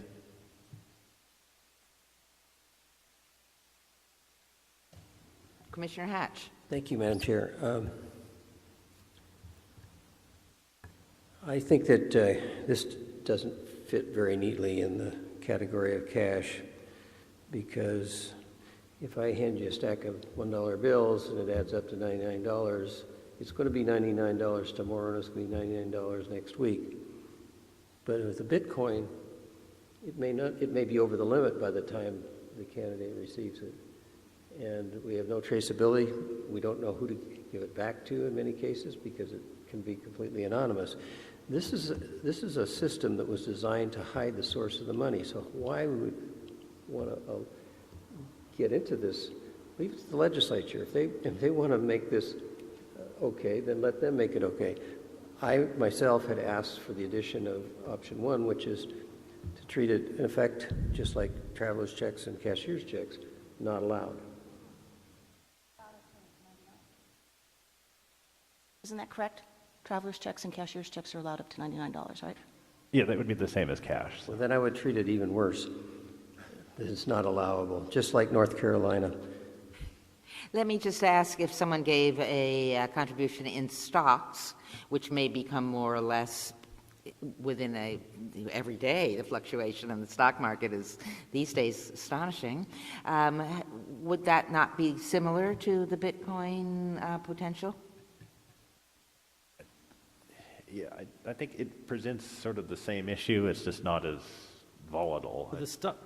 the stocks are kind of asset, will be treated as in-kind contribution and assets, so they can actually hold on to that, and any inflation or deflation of the value of that stock would just be a campaign loss or gain. With Bitcoin, we have worked into these regulations that the committee receiving the contribution, at least in several of the options, would be required to convert the Bitcoin to cash within 24, is it 48? It's 2 days. I think within 2 days. And that's to protect against those market gains or some sort of contribution that would end up over the contribution limit. It just requires a reasonable valuation at the time it's received and immediate deposit into the campaign bank account. So that's what we've done through these regulations to protect against those any kind of play against a contribution that may or may not exceed the contribution limit if they held on to it. Thank you, Brian. We might pause now to see if there are any members of the public who have any comments on this. And I will remind the commissioners that we did receive several letters regarding this issue. I don't know if they're writers or groups or organizations are here today, but I ask you to keep those in mind as we move forward. Good morning, Commissioners. Kathy Fung with California Common Cause. I have physical copies of our letter in case that wasn't in the record, and I'll just share that. Thank you for discussing this very important and timely issue. What I'll just say as a starting point is that I think that the general instinct of the Commission, which is to say that there are, the very nature of cryptocurrency was that it is used by entities that want to engage in money laundering because their identities, for whatever reason, are ones that they want to keep from disclosure, is something that's worth bearing in mind. And so to the extent that your instinct is that maybe we just don't allow it at this point, and if the legislature wants to act, let it do so. we think that that is the right instinct. We also think that, as staff have said, to be able to engage in the kind of investigation that you need to ensure that there isn't a foreign contribution or bundling or a violation of our campaign contribution limits, requires there to be a kind of cyber sleuthing that currently would tax you to a level that I think our staff are not currently equipped to do. California just created an Office of Cybersecurity because of voting concerns around this, recognizing that you need a kind of specialized group of staff who are trained to be able to sleuth this out. That's different from following the money trail and the record keeping that is engaged by most campaigns. And so we would suggest that this is an issue that's worth tackling, but it's also worth recognizing that if we want to have a robust enforcement mechanism, you probably need the legislature to designate some money towards it so that you're doing it for real and you're not just asking your already overtaxed staff who have a very large caseload, as I've learned the correct phrase from Stephen Kaufman, to additionally learn a kind of skill that you weren't originally brought on to do. I will just, you all are very familiar with the fact that the FPPC was created by the Political Reform Act, and at the very beginning of your purposes, it says receipts and expenditures in election campaigns should be fully and truthfully disclosed in order that voters may be fully informed and improper practices may be inhibited. That is the first purpose outlined in the PRA, right? And so our concern that cryptocurrencies are a way to kind of be a backdoor for potentially, right, international transactions or illegal money laundering or bundling or sources that are coming from illegal transactions really gets at the problem that accepting cryptocurrency allows. I was just checking in with my colleagues who work with a lot of campaigns, and to date, it's not as if there's a whole lot of people who are banging down the door to give cryptocurrency donations. So I think the fact that we have a rule, a standing moratorium on it for now and allow the legislature to act is okay. It's not like there's a huge line of people who are clamoring to give it. In light of the evidence that's currently coming out at the national level about Paul Manafort's dealing with Russian oligarchs, which Commissioner Hatch, you just mentioned, right? Funneling money into shell organizations in order to evade disclosure. Imagine if it wasn't cash. Imagine if it wasn't credit cards. Imagine if it wasn't coming through banks. How would you even begin to investigate? Even in California, our own FPPC has levied the highest fines against a similar kind of shell game. Again, money being transferred from one entity to another out of state and then in state. And again, the ability to do that depends on being able to track those financial transactions using, for instance, banking or other kind of record keeping. And how would you do that when the very purpose of cryptocurrency is to allow transactions to happen, but to keep the identities of individuals tightly protected? So we do think that the challenges of cryptocurrency, which by its very design was to protect the identity of the sources of funds, creates a real threat. And we know that in other instances, there have been entities that have purposefully used cryptocurrency to launder their money. We think that that's a reality that we have to deal with today. And so we thank you for dealing with this very serious issue. We would suggest that the current moratorium on allowing cryptocurrency donations should stand, and that we should have a robust conversation with the legislature if we're really going to go down that path. Thank you. Thank you very much. Does anyone have any questions? Other members of the public who have comments? I also confirm from Steve Kaufman that nobody's donating Monets, but they have donated some artwork in the past. And so, I think that there are, as we struggle to figure out what the analogy is, I think that's the road that I first went down. But then I started thinking about, wait a second, this is a whole different thing that we're dealing with. And so I'm not sure that analogies to cash or Monets quite is the same. Thank you. Can I just interject that? And actually, the ownership provenance of a Monet would probably be very robust. Yeah. Hello, Commissioners. Trent Lang, President of the California Clean Money Campaign. Thank you very much for coming down to our city rather than our having to go up to you. And thank you for considering this very important issue. I'd basically like to echo everything that Kathy Fung said, and that some of the concerns that you have had. There are all the issues about the provenance of cryptocurrencies, and there are especially the issues of just the extraordinary volatility.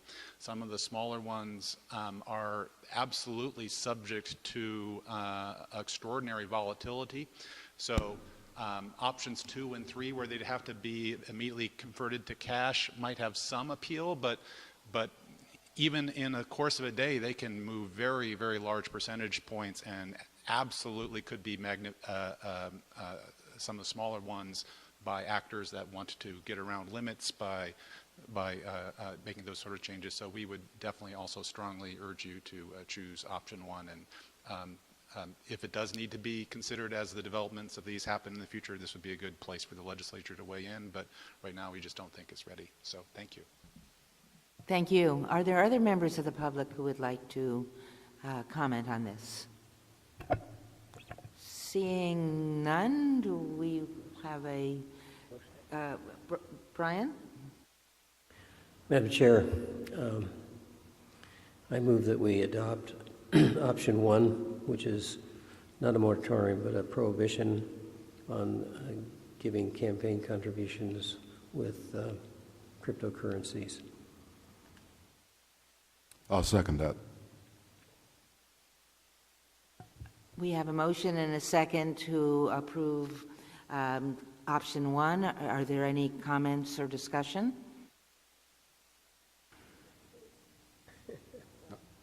I just want to acknowledge the terrific work of staff publicly and on the record. The staff report I thought was absolutely first rate. It provides a sound, quantifiable basis upon which to make a good public policy. It's everything that a person in our position who's lucky enough to be up here to be able to rely on this with great confidence. It's a terrific piece of work, and I know that we all appreciate it very much. I just want to thank my commissioners for the thoughtfulness and the position that I believe we're about to take. We've all been, the 4 of us, of a common mind of this on this particular issue all along, because we all, I know, take very seriously the charge that we have under the Political Reform Act to maintain the quality and the transparency of our elections. I want to align myself, which is always a safe thing to do with Kathy Fang and her organization. I will have you know, for the record, Madam Chair, that I had precisely that opening provision of the Political Reform Act ready to read myself, because it is a constant reminder of what our charge is supposed to be. One of the great laments of our day is that our democracy has taken some real body blows over the last several years. And polls consistently show over the last couple of years that Americans and Californians' confidence in our elections is waning with good reason. Hardly a day passes that there isn't some other indication that there is someone out there who wishes us ill, foreign and or domestic, who are trying very often with apparent success to do damage to our democracy. And for us to be able to draw a line here and to close off at least one avenue, as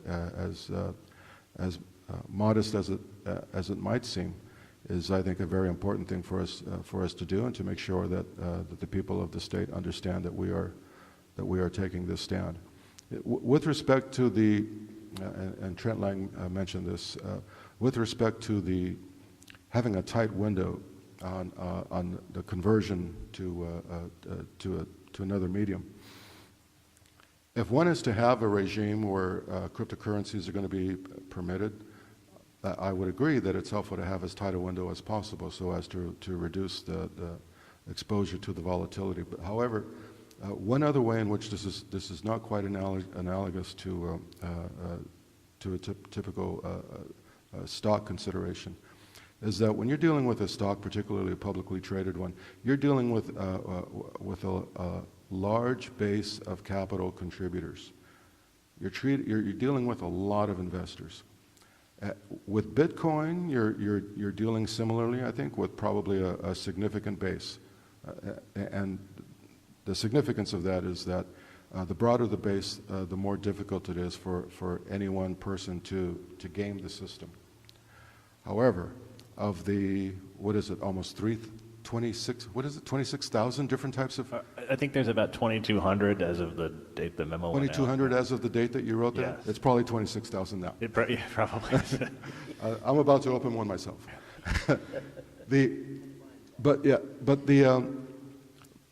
But those cryptocurrencies that are a lot smaller than Bitcoin, where you have a smaller base, those are easier to manipulate.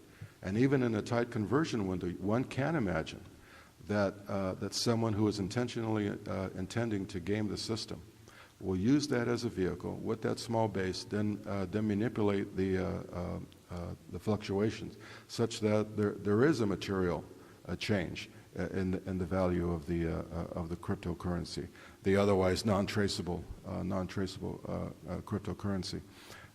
Commissioner Hatch, as usual, is quite right. If the legislature has of a mind to do the requisite homework and to make a change, that is certainly their province. But ours is to adhere to the Political Reform Act, and I feel very privileged to be with my colleagues here as we prepare to do exactly that. The acceptability of cryptocurrency in California elections, that day may come, but it hasn't arrived yet. And I think Common Cause has a good suggestion. Next year, in an off-campaign year, perhaps we can invite a variety of subject matter experts and do a little bit more homework in this, and perhaps provide some counsel to the legislature in this regard. But for now, it's not worth the risk.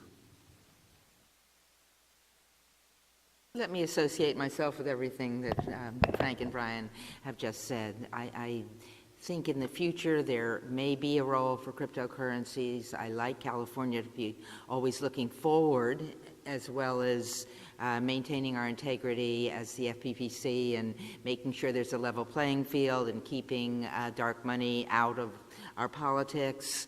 At the same time, I like us to be on the vanguard of new ideas and new ways to do business. But I think at this point, with an election just a couple of months away, this is not the time to invite new activities, shall we say, and that we can take a look at this down the road when we have more time and we can see, which relates to my question earlier, how this is evolving both on the federal and other state levels so that we have more information before we make a new policy or change our policy here. So I concur with the earlier comments by my colleagues. I'll be brief. I think option 2 is the superior option. Clearly, Bitcoin is a thing of value. Contributions involve things of value. And so I respectfully disagree. Thank you, Allison. And I share your interest in option 2, but having listened carefully today, I sort of find myself more comfortable with waiting a little while until we see how this works out. But as I said, I do think that down the road we may be quite interested in Bitcoins and other cryptocurrencies, or at least their potential as a way for people to continue to be involved in contributing to campaigns. Just not sure we're ready for that in the next 2 months or so. I think we should call a vote on this this option, or on Brian's motion seconded by Frank. All those in favor of option 1? Roll call. Roll call. Commissioner Cardenas? Yes. Commissioner Hatch? Aye. Commissioner Hayward? No. Chair Dumont? Yes. The motion passes. Thank you. And thank you again to the staff for this. Was a complicated, long process that you did with amazing speed, and it's much appreciated. Our next item is an update on the impact on the FPPC and on California law of a federal court decision. I think Brian and John are taking a look at this. Am I correct? Correct. Thank you. This is more for informational purposes, as I understand. I believe so. And it turns out that my understanding is concerned that this federal action comes out of the district. This comes out of the district court, a federal action in Washington, D.C., and it relates to donors and disclosure requirements. And I think the concern was whether or not this case affects us and our disclosure requirements. And it turns out that we essentially have tighter rules and we're ahead of the game when it comes to this. In this case, the regulation that the court found was improper because it actually didn't comply with the disclosure requirements of the statute. In other words, the statute required a certain broad disclosure requirement, and the regulation was narrow.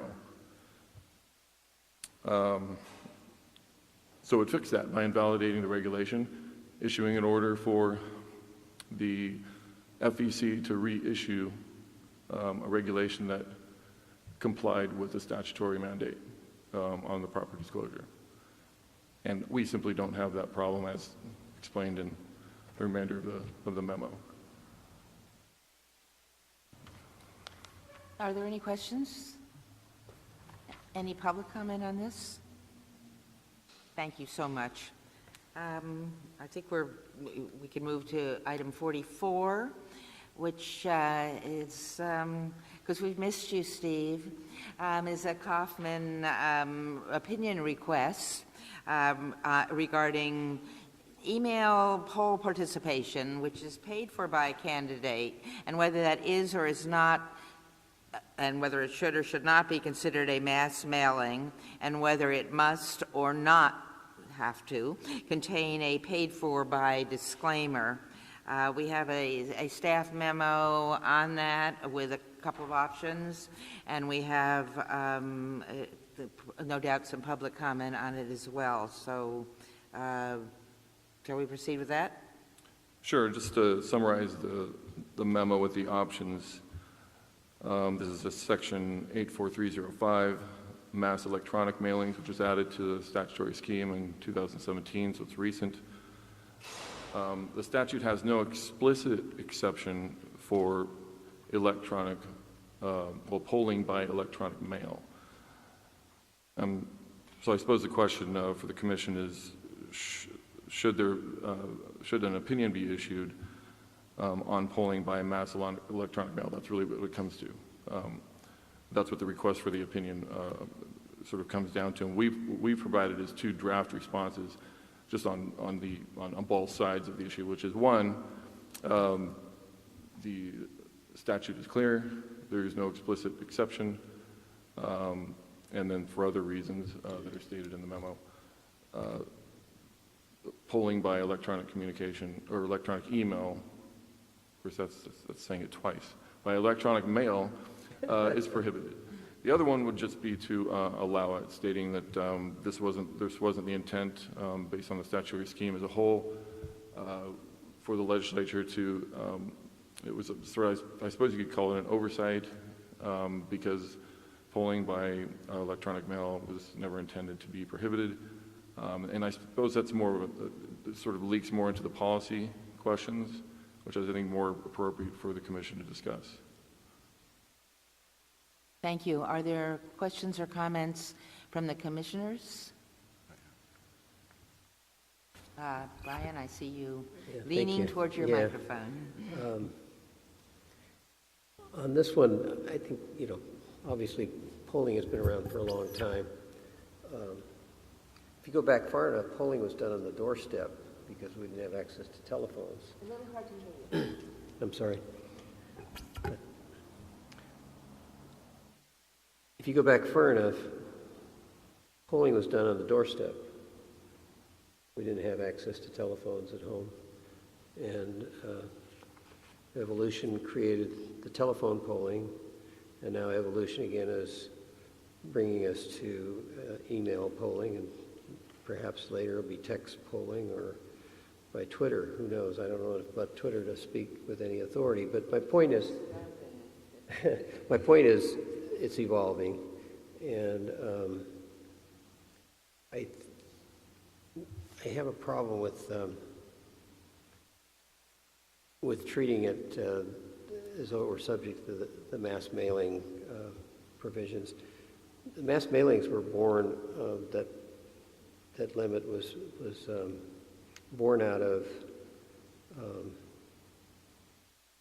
trying to prevent express advocacy from occurring in a mass mailing unless it was done through a committee. And so I just don't see how you could call this extension of the telephone poll or the personal poll any different than that. And so I favor the draft opinion in attachment B. I think that polling has never advocated, has never been considered to be an expression of advocacy, and nor would it be just because it changed the mode of communications. So again, I would prefer attachment B. Other comments from other commissioners? Madam Chair? Allison, sorry. I'm Hayward. We had him already. I'm the other H. Yeah, I guess I think the result in attachment A and the result actually in the Moore STIP are wrong and unfortunate. I guess when the STIP came before us, and I try and read them fairly carefully, but I think I just didn't quite get the gist of this. But it seems to me there's a simpler way to get to the answer in the B draft, which is, it seems to me that the sender is not the campaign committee, but the pollster. You know, the campaign has retained a pollster to gauge public opinion as a professional, and that pollster uses the means that that pollster thinks will work to get a good sample, or at least enough of a good sample that the responses can be massaged so that you know what that population believes in. It's very different from the advocacy push poll, quote unquote, which is in fact trying to push somebody's opinion around in the sort of superficial form as a poll. But, you know, and one of the things I regret missing in, you know, the Moore STIP is that she had retained EMC Research, which was a respected polling firm and public, you know, survey research firm. It wasn't that she had gone to like some email person with an email list and said, you know, here's this poll-looking thing. Can you please write it and pretend like you're a pollster? No, you know, the respected survey research firms don't do push polls. Push polls aren't polling because your idea is to change somebody's opinion rather than measure it. So I get back to where I think I embrace the result of attachment B, but I have some problems with the reasoning. I think it's much simpler to look at this as a situation where you've got a professional who's been retained by the campaign as the sender, so it falls out of the statute completely. And the other thing about attachment B that troubles me a little bit is that part of our analysis goes to what we think the purpose of a message is, or what we think the intent of the message was. And we know from First Amendment Supreme Court precedents that the Supreme Court really doesn't like it when regulators look at purpose or intent as a way of deciding if something's permissible or not, or if something needs to have a disclaimer on it or not. That's where the whole express advocacy thing came from, is because in the Political Reform Act of 1974 amendments, they used intent and purpose as the statutory touchstone, and the Supreme Court is, no, that's way too vague. People aren't going to know what their rights are if we measure it on intent and purpose. So that's what I have to say right now. I mean, I'd be interested in seeing what the requesters of the opinion want to add to that, but that's where I am right now. Anyway, thank you. Thank you, Commissioner Hayward. Any other commissioners have any comments? Commissioner Cardenas? While sharing essentially the prior concerns, as I think I understand them. Among my other concerns is the effect that a clear association with a particular campaign can have on the quality of the data, on how it might affect, impact, change, skew a person's response in any particular way. And that to me gives rise to at least a prospect of some harm to the overall process, because I gather that candidates do this because they want to have a good feel for where the people are. Sometimes candidates lead, very often they follow. And if people are knowingly or not changing their responses to a questionnaire or a poll because of their imagination of the identity of the sender, then the data is going to be less pristine. And we're going to have candidates who have, I don't think this is much of a stretch, I fear we would have candidates who are, shall I say, perhaps even less in tune with where constituencies are. And I think that's a real concern. Any member of the public who would like to make a comment?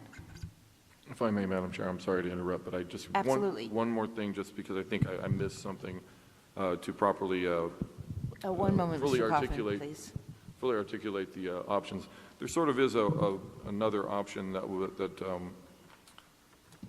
is set forth at the end of attachment A, which is a location of the disclaimer, putting it in a location that would not skew. So it's just, I just wanted that to be stated, that's all. Okay, thank you. Go ahead, Mr. Kaufman. Good morning, Chair Germond and Commissioners. Again, this is Stephen Kaufman. Good afternoon. Or good, we've crossed. It's now the afternoon. Good afternoon. Stephen Kaufman of Kaufman Legal Group. And I'm here on behalf of the 26 requesters of this opinion. I want to just say at the very outset, I want to thank the Commission and particularly the Commission staff for responding so promptly to this request. Given where we are in the election season, it was very important to our clients and I think to the campaign community in general to have this issue resolved prior to the real heart of election season. So I want to thank you all for that. And I'm here today to strongly urge the adoption of option B, which is the option that would require no disclosure on legitimate campaign polls, professional polls. I'd also like to introduce a couple of people who I have here with me today. The first is Ruth Bernstein, who is the president of a very well-respected polling firm, EMC Research, and she is prepared to come up here and make some comments and address any issues you may have regarding her profession and the professional polling industry. And also Tom Shepard, who traveled up here. They both traveled far and wide today. Ruth came from Northern California and Tom came from San Diego today. Tom is the president of the American Association of Political Consultants, who signed on to our letter. He's also the president of Tom Shepard and Associates, another well-respected campaign consultant here in the state. So I'm going to urge you to ask your questions of them with respect to the industry, should you have any continuing concerns about this issue. I want to make a couple key points, some of which were made in our original letter. Hopefully you all had an opportunity to review the comment letter that we submitted last Friday with respect to the staff's proposals. I'm going to make a few quick comments here and certainly take any questions you may have. I want to reiterate a couple points that have been made by commissioners this morning. That we're talking about professional polls here that are being done to seek a representative sample of the electorate in enabling campaigns to form their campaign strategies, their opinions, maybe whether they should run or shouldn't run for office. But I think the key point here is the goal of a campaign, of a polling communication, is not to influence voters. In fact, it's just the opposite. The poll, a professional poll, is designed to reach a scientific sampling of people, and in actuality, it's designed to reach as few people as possible in order to get that scientific sampling of people, in order to be able to seek information, whereas a campaign communication is generally designed to reach as many people as you possibly can to influence their conduct, namely supporting or opposing a candidate. So I think that needs to be borne in mind here. And to Commissioner Hayward's point, whenever I discuss this issue with people, they always seem to jump on the kind of push-pull issue. And I'm glad, Commissioner Hayward, that you raised the issue of push polls because, I think a push poll is not a poll. A push poll is a campaign communication. Push polls are not done by professional polling firms. They're done by companies who are hired to communicate with the public on behalf of a candidate or a ballot measure campaign. So I want to make sure that, we're focused here, and I think, your comments, Commissioner, were very well taken, and I'm not sure I have much more to add on that, but I'm glad you brought it up because I just want to dispel any notion about what we're talking about here. And again, I think Ruth and Tom can speak to some of those issues. I think the last key point I'd like to reiterate here is, this notion of legislative intent and what have you, to the extent it's still lingering for anybody. I think this is an issue that it's never contemplated and never even came up in any of the legislative history because polls traditionally have not been treated as campaign communications. And as has been said already, we're seeing an evolution here in the process. We shouldn't be afraid to deal with new technologies and new ways of thinking about things that weren't contemplated when some of these laws were put in place in the first place. And the fact that polls are being done by email are a response to and a reflection of the changes in our society that necessitate surveying people in different ways than we've done before in order to be able to obtain these representative samples of the community. I think to go in a different direction and even to adopt the staff's kind of alternative recommendation that the disclaimer language be placed at the end of a poll still is rife with problems. Any type of communication regarding favoritism or partiality, or even just identifying persons who may be associated with these polls, has the potential to taint the poll, and frankly has the potential to taint the polling industry in general. If people, even if they get to an end of a poll, feel they've been duped, someone's pulled a fast one on them, they're going to walk away from that experience not wanting to do that again.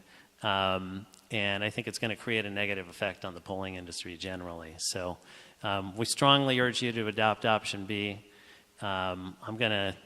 I'll certainly invite you to ask any questions, but you may want to hear from Mr. Shepard and Ms. Bernstein first. But certainly I'm here to answer any questions you might have. Thank you, Mr. Kaufman, and we welcome Mr. Shepard and Ms. Bernstein.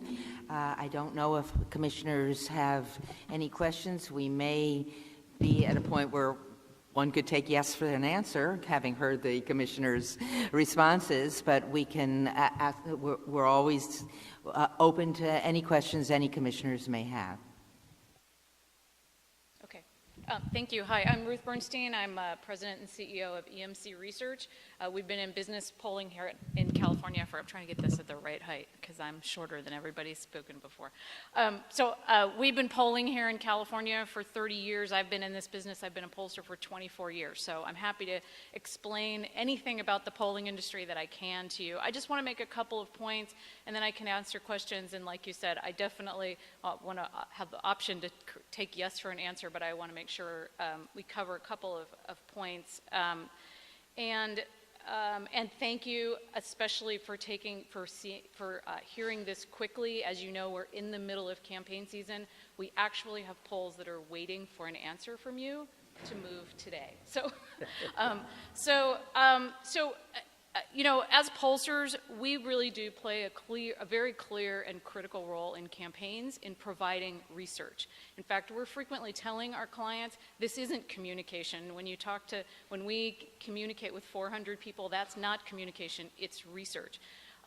But our industry, the polling industry, is being threatened from a number of fronts, not because of any one specific things, but we rely on getting a random sample of the electorate in order to get information. And right now, that is getting harder and harder to do. You know, as a commissioner mentioned, back in the old days, we went door to door. That was before I was doing this. Then we were able to luckily use telephones. So we have phone numbers. For a long time, we had phone numbers for almost 90% of voters in a community. Now, with caller ID and cell phones, it's made much more difficult. As you know, when you see your phone, you see a caller ID that you don't recognize, you don't answer it. Or maybe you're driving when you get that call and you don't want to answer the call. So it's getting much more difficult to reach people, and it is driving up the cost, which is making research inaccessible for many candidates on the lower resourced end. So we have candidates who really have a harder time raising money. They can't do research, and it puts them on an uneven playing field with higher resource campaigns or ballot measures. You know, we've been working to find new methods. So phone is difficult. So over the last few years, we're looking and trying to be creative to figure out how can we get a random sample. And so we've been using email. And we've emailed, and this has been an evolving thing. It will continue to evolve, but we've been doing email invitations the same way we would call you on the phone. We do not, in that email invitation, we never say who the candidate is, what the issue is, if it's a ballot measure, because that would completely bias and taint the results. And also the respondent pool. So if we say to you in the email, do you want to take this survey on behalf of Joe Smith for sheriff, now it's completely tainted the people who would take the poll and the responses from that research. So, you know, we don't see this as mass communication. The email itself doesn't have that information, and then the poll itself is unbiased. We do work to provide, to create, all of us in the polling industry, to create an unbiased, you know, research-based questionnaire. I did want to mention that one of the options that was presented was to put the disclaimer at the end. And as Mr. Kaufman said, there are problems with that. And, you know, it seems like that's innocuous, that if the email invitation doesn't say anything about the issue, you go all the way through the survey, and at the very last page, it includes the disclaimer. That might seem innocuous, but it actually is a huge problem for our industry. So we rely on providing confidentiality to our respondents. If you take one of our surveys, we do not give your responses back to the campaign, ever. And we've had campaigns ask us, they'll say, could you give us the data? We want to know who our supporters were from that poll. And we say, no, we'll only give you the data in the aggregate. But if you go through as a respondent and you take this whole survey and you say, oh, this is just for research purposes, now you might guess which side, who's doing the campaign. But if you get to the end and it tells you who was paying for it, you will feel as a respondent that you were duped, and that you then won't trust that polling firm is not giving those responses to the campaign. You will, and we think that is going to cause harm over time and cause people to not want to participate in polling, because it will look like we're going to give those results to the campaign, and that it is campaign solicitation or campaign communication, not research. So we feel very strongly that it's going to, erode trust, it's going to drive down participation, and that's on top of making it harder already for us to reach people, and the national news talking about mistrust in polls and mistrust in communication. So, we want to make sure that we can continue to provide good research for our campaigns that we're working with, and that we can try to keep costs down so that we can make it accessible for different types of candidates and campaigns. So I can certainly answer questions, and again, I thank you for considering this issue, and we hope that you will choose option B. It's really very important to our industry that we can keep doing the work that we do. Thank you so much. Perhaps at this point, Mr. Shepard, if you have some further comments, that would be very helpful. Thank you. As Stephen mentioned, I'm president of the American Association of Political Consultants. I'm here appearing on their behalf. This is an issue that is of extreme importance to our industry, and the issue before you today has the potential to be precedent-setting on a national scale, so we feel very strongly about it.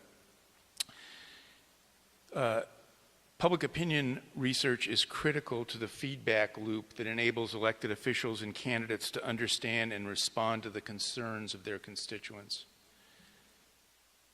But as voter habits and communications technologies have changed, online polling increasingly provides an important alternative to the rapidly escalating costs of telephonic interviewing. In the near future, many modestly funded campaigns won't have access to quality public opinion research without an online option. Ruth has already addressed the reasons why requiring a disclaimer on an online survey taints the results and erodes the bond of trust between respondent and interviewer. I'd like to address the important differences between advocacy messages and legitimate public opinion research. As you've already discussed, so-called push polls are designed to deliver advocacy messages and persuade, and to identify the attitudes of individual voters so they can be recontacted by the campaign. In contrast, a scientific poll is just the opposite. The goal is not to deliver advocacy messages, it's to gather unbiased responses. And the goal of a scientific survey is not to identify individual voters, but rather to anonymously aggregate results that are representative of the entire population. As a political consultant, if I were to ask a legitimate pollster to provide me with the responses from an individual respondent, they would refuse my request, and that has happened to me before on several occasions. And that would be for good reason, because the pollster's ability to provide accurate, aggregated results depends on respondents trusting that their individual responses are anonymous. On behalf of the American Association of Political Consultants, I urge caution in pursuing a policy that could shut out modestly funded campaigns from access to affordable survey research, and that could seriously compromise the ability of legitimate researchers to adjust to changing communications technologies and voter habits. Thank you for your time. Thank you, Mr. Shepard. Are there any commissioners who have any questions of Yes, I do, Mr. Shepard. Anyone? You said you represented an organization of political consultants, so I would just have to ask you, don't you think that the practice that many of your members engage in using push polling is the biggest threat to scientific method polling? I mean, on the one hand, you want to know what the voters think, and on the other hand, then you abuse it by abusing their trust in the word poll. And I've, from time to time, get called on the phone to participate in polls, and I don't do it anymore because I've been burned too many times. Something for you to think about. If you want to respond, that's fine too. Well, no, I agree with you completely. Our association has formally gone on record opposing the practice of push polling. That is not to say that some of our members don't engage in it, but we believe ethically and in terms of the health of the industry that it's inappropriate and have condemned it. Thank you. Are there any other members of the public who wish to make a presentation? Thank you. Trent Lang, President of the California Clean Money Campaign. President of the California Clean Money Campaign. As sponsors of the California Disclose Act, I can definitely speak to the intent of the legislation. And I will agree with everybody that these kinds of legitimate polls were not considered in development of this language, not that I was involved in and not that I was aware of. We explicitly in the following section in regards to mass mailings that were paid for ballot measures and independent expenditures said that the disclosures were the disclosures required in the advertising code, which only apply when they are advertisements per the definition of the Disclose Act, which mean express advocacy. So I think that was our intent. It was definitely an oversight. I apologize for the fact that we did not think of this possibility before to everybody who's had to spend time on this issue, but definitely the intent is that, and so we would encourage you also to choose option B. Thank you. Thank you for that clarification, and I think that really helps us as we ponder this today, which we may be ready to do right now. I would like to simply add that I think we can stipulate that we're talking about a legitimate neutral poll here. We are not talking about push polls, number one. Number two, that as somebody who has been more on the political side of campaigns rather than the money side, that there's an obvious extreme difference between advocacy and polling, and as the chair of the FPPC, I think our clients are the people of California and the candidates who choose to put themselves forward to run for offices and stand before the public, and information from a legitimate poll that helps them understand the concerns of the people of California and that helps them speak to those concerns in voices that resonate and that are understandable and that are comprehensive is exactly what we want to see as a fair political practice in California. So I welcome the fact that this issue has been brought before us, that we've had this kind of clarification, and I just, in final comments, would like to add that adding at the end of the poll some kind of disclaimer, I agree, is A, unnecessary, and B, may cause the recipient of the polling to feel somehow or other hoodwinked because it's added on at the end rather than at the beginning. It's at best confusing, and I think at worst not at all helpful. So for those reasons, I am going to be supporting clearly option B, and I would welcome any other comments by any other commissioner. Commissioner Hatch. Thank you. Madam Chair, I'd like to be recognized for the purpose of making a motion that we adopt option B, opinion draft. Is there a second? I'll second that. May I ask a Absolutely. So. comment and a question, I believe, of Ms. Bernstein, Mr. Shepard, or either or. The welcome, first of all. I think accurate data, fact-based decision-making in an increasingly post-fact, post-truth, fake news type of world is increasingly important. And that is why, and I'm just going to use the privilege while I hold it, that is why I have long been concerned about at least occasional underpolling and under-messaging of and to voters who have within their skill set acuity with the Spanish language. And I suspect we have both seen too many campaigns, local and otherwise, that were razor thin, where a better job of gathering data and messaging could have well been dispositive in a superior direction. Somewhat related, since this commission and your industry have a common interest in seeing less of the less legitimate, less estimable push polling, right, where the questions are along the lines of, if you knew that candidate so-and-so was a dirty dog, would you still support that? So what is to be done? Well, to your first point about being inclusive as possible in our sampling, we couldn't agree with you more.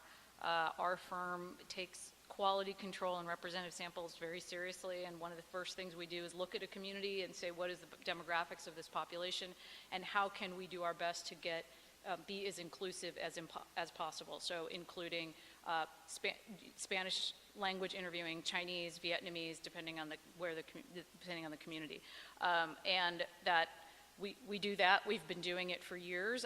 Email interviewing and other types of interviewing is part of making that inclusive, because we know that phone excludes certain populations, email excludes certain populations, so email we're finding is not as useful actually in non-English speaking communities. So for many of our polls, we're actually doing what we call a hybrid approach, where we're doing phone and email blended. We're also looking at other methodologies as well to be inclusive. So we couldn't agree more, although all of those things drive up our cost, which is why we want to be able to continue to look into new methodologies, because we also feel like when we have a candidate, maybe someone who wants to run for the legislature, who has a hard time, first-time candidate, having a hard time running for office, that we want to make research accessible to them, but all of these things are driving up cost. So, what do we do about polling that we think is not good polling? I mean, all we can do is, as Tom said, our industry has very strict guidelines. We keep to them, and, we have to just continue to try to, regulate and recognize that for what it is. So we are consistently trying to explain what we do in our industry, and that it's polling and that it's research, and trying to identify that some of those other things are not research and they're not polling. And those, emails that you get that say, take this one question so that you can raise more money for whatever the issue, that's not polling at all. So, we just try to explain what it is and what it isn't constantly. It's challenging for us. So thank you. Does that answer your question, sort of? If you were sitting where we get to sit, what are the things that you might think about in terms of the capacity and the obligation that we have? I mean, what might an FPPC do consistent with the Political Reform Act with respect to push polling, which is injurious to the process and also injurious to you and your colleagues? Well, I think you have to look at, in many ways, being forward thinking about all types of communication that's going to exist. So it is not just around polling, it's around all types of communication and access to and methods of communicating with voters. So there are probably ways of communicating that are going to exist, communicating with voters that we haven't even thought of yet.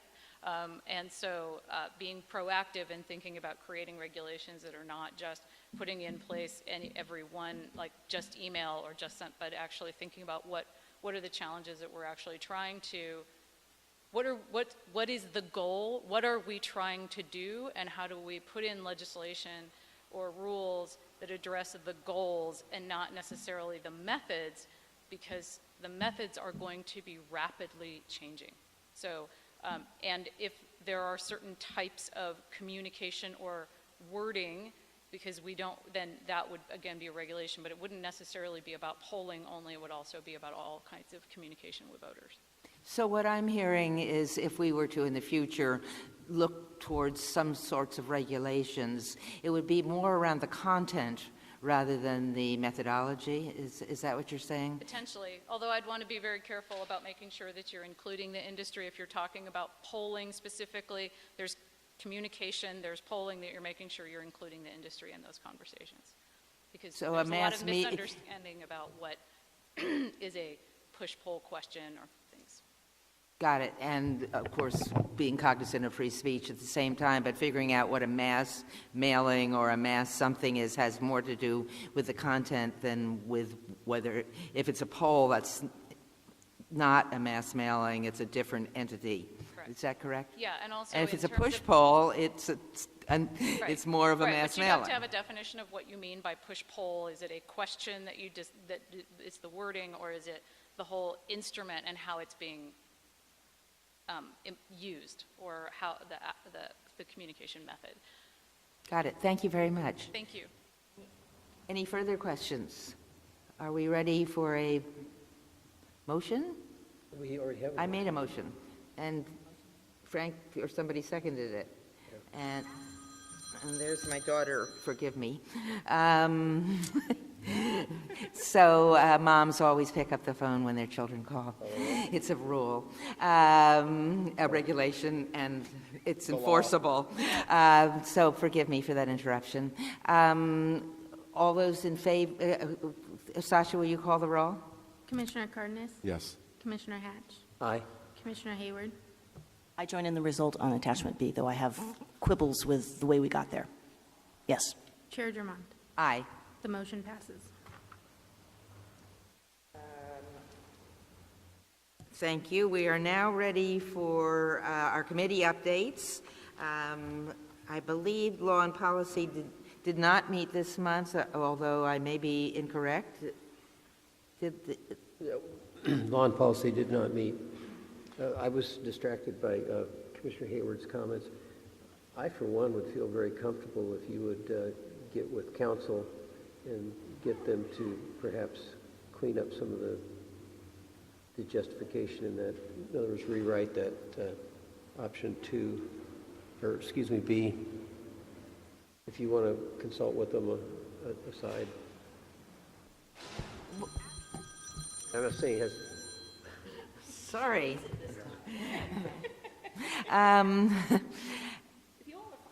Yeah, there's. Well, we just had a vote. I'll just so- add, I mean, this is a commission opinion that was just voted for, so a commission opinion has to be made public 14 days before the vote on the actual opinion. At this point, there is an adoption. You have 30 days, there is a period of 30 days to provide any concurring opinion, so we could attach a concurring opinion that states you concurred in the results but wanted to set forth other reasoning, so you can have 30 days to do that. I will draft a concurring opinion and circulate it to my fellow commissioners and see if anyone else wants to concur with my concurrence. Okay. Thank you. Okay. Does that work? Does that resolve that? Great. Our next item then are our committee updates, and I'm wondering if you have anything that you, I gather you did not meet this month, so you don't have an update. And the Budget and Personnel Committee update, Allison? We did meet, and we met in closed session because the matters that we were talking about were personnel matters. Okay, thank you very much. Next, we have a legislative update from our legislative director, Phil. Thank you for joining us at the table. Always happy to be in Los Angeles. Philip Ong, legislative director. As far as the legislative report, I was updated 2 days ago based on the recent actions by the governor, and it is as submitted. The governor has 11 more days, 600 bills on his desk, so he's working through it. We have 4 political reform act bills that are still pending on his desk, 3 of which we have support positions on. Happy to answer any questions. Any questions with the mic on? Okay. And you are still sitting here for our next item, which is the legislative development schedule.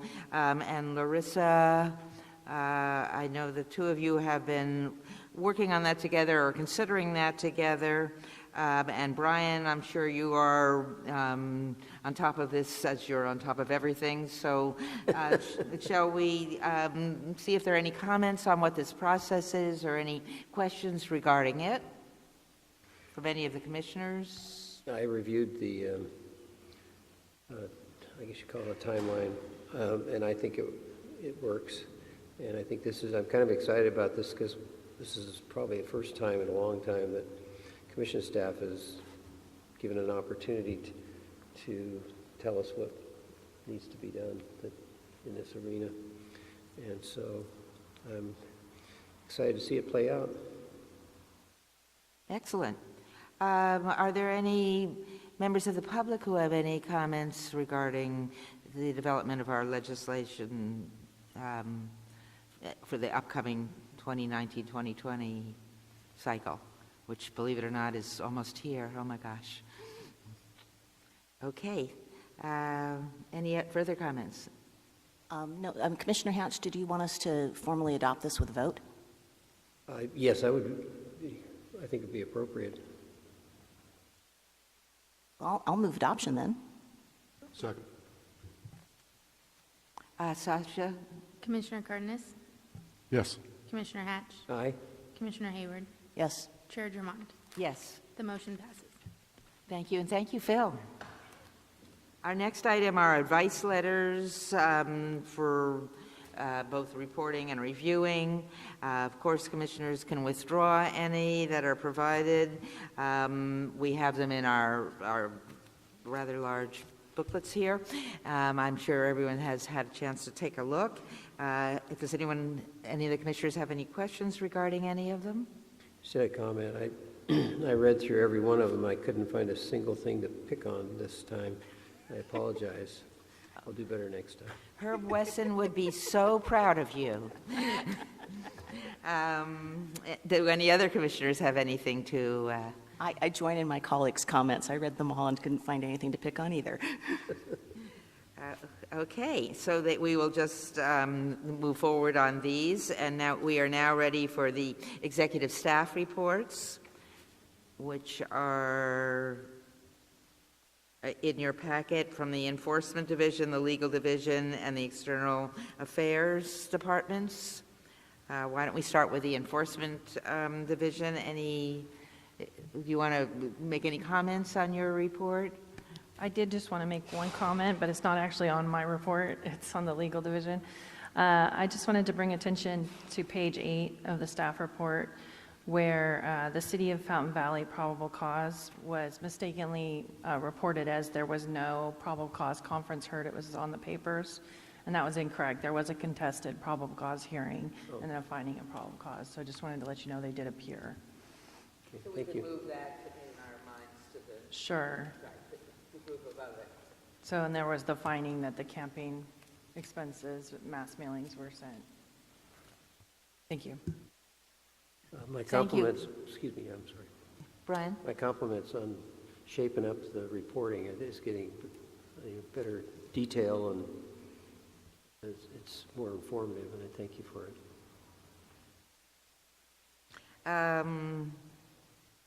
The Legal Division? Brian? Submitted.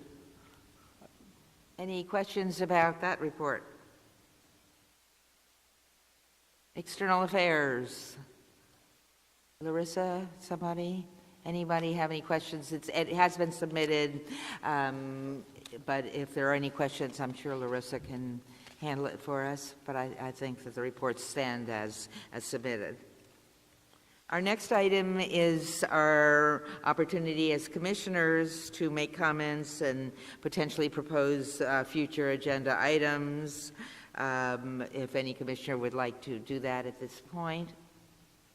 I would like to ask Galena if she gives a progress report on that streamline update, or I should say streamline expansion proposal.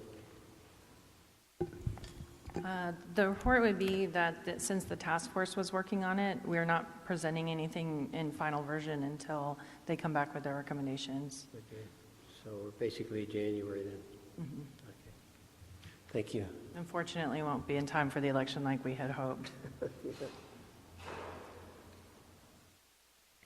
Before Galena goes away, would you be interested in the opportunity to talk to the commission about your work on the problem with the Secretary of State fine versus our penalties? Because that kind of goes to streamline too, since some of those are streamlined. Certainly.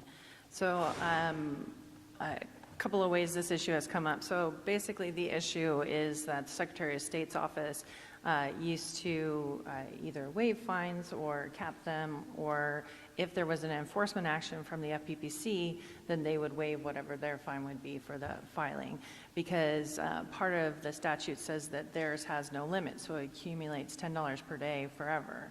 And so it's become large amounts. Recently, the Secretary of State's office started enforcing those at very large amounts. So we've been trying to work with them to come to some sort of consensus on what the proper conclusion is, and I was not successful in convincing them to just cap them at some point. So they had issues with the interpretation that'll allow them to do that. So as far as I know right now, they're proposing legislation that the FPPC would then take on their fines that go over an amount, and then we would have to collect them for them, which I told them that we were not looking for an increase in workload and would not be really excited to receive that responsibility. And I also said there's an issue with that, because if we're expanding our Streamline program and including a lot of these reporting issues for the smaller committees, if then we get sent over a $5,000 or $10,000 fine and we're resolving the case for $400, there's going to be a real difference in how we have to move with those cases. I see a lot of those cases going to default because they're not amounts that are surmountable for these committees. So I see a lot of issues for it. So I was proposing, their next step was to have a meeting with the CPAA, the Political Attorneys Association, and other stakeholders, which I had said would probably include the Franchise Tax Board, since they are the ones that have to get these committees in compliance when they do these audits and then are causing them these larger fines. And also the Law and Policy Committee would probably be one of the appropriate people to deal with a legislative proposal that would include a new, I was like, I said the committee in general, so maybe we'll have another commissioner, I don't know. Maybe there'd be a duo, and I said, so we would need to talk to them about it, because if it's legislation giving us additional responsibility, I said it seems like it would also be a problem if you're giving us the negotiation power over those fines, that if, say, you cap it at $5,000 and you send everything $5,000 and higher over to us, and then we negotiate it down to $400, anybody that settles with SOS at $4,000 didn't get the same deal. So there's a lot of issues with it, and so we're still working it, and we're still trying to figure it out, but perhaps some backup would be called for at this point. Don't they have, the Secretary of State, don't they have a statutory duty to accrue that $10? Right, they would have to change the statute to cap it. And so I gave them examples of other places in the Act where it is capped. And so, and my argument is it furthers the purposes of the Act because you're encouraging disclosure. Whereas if someone doesn't file ever, then the fine never gets to an amount that they can impose against them. So because it's going per day, per day, per day, per day, and so it's not until the report is filed that it stops. So I say it encourages disclosure by encouraging people to file, even if it's been a year or 2 years, whereas the other way encourages you not to disclose and not to file it, because then the fine is incurred. So I do believe it would further the purposes of the Act to put a cap on the fine amount. But in any case, it's going to have to be dealt with by the legislature one way or another. Yeah, it would all be legislation, which is... And you guys aren't quite there yet in terms of... Right. They're coming up with some language right now, and I'm coming up with some counter language right now. So we're dealing cross purposes. And then in that legislation, at least my proposal would also include figuring out what to do with the $50 fee issue. So then that we can get some legislative clarity on that as well. And so what I was going to propose is giving the Law and Policy Committee a version of how to solve the SOS problem, and then also a two-prong version of the $50 fee issue. Well, because we can now, accept payments in credit cards, maybe we can start attaching their campaign account when they don't pay it. Yeah, well, we can do wage garnishment, so we're not that far away from that. But yeah, and a lot of these are committees that have already closed, and so it comes out of people's pockets, and it makes it a difficult issue. But that's the update. Thank you for reminding me. Thank you. Other commissioners? Okay, I think we're ready now to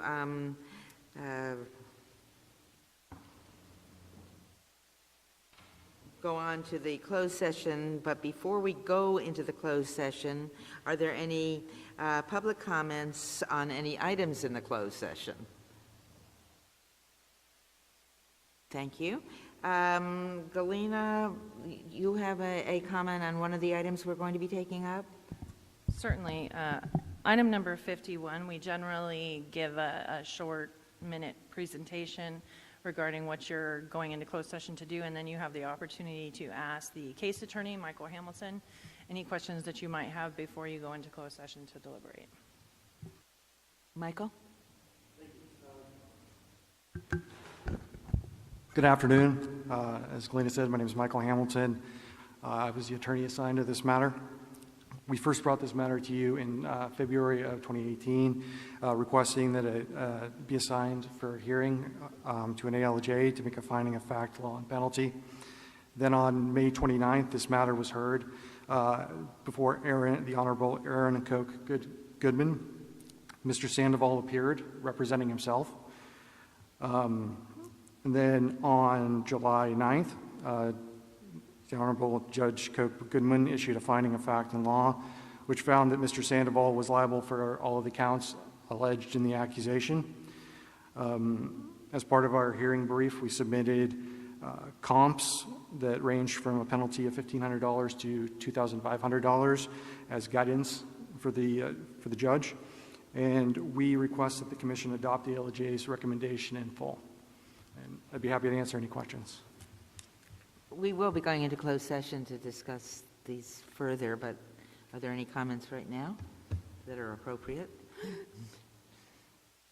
Thank you. Okay, at this point, the commission members will go into a closed session in a room somewhere behind me, and we will return hopefully with some alacrity, but sometimes these discussions can take a while. So we look forward to rejoining the public at a time to be determined. And for those of you who may not be coming back, thank you for joining us up until 1:15.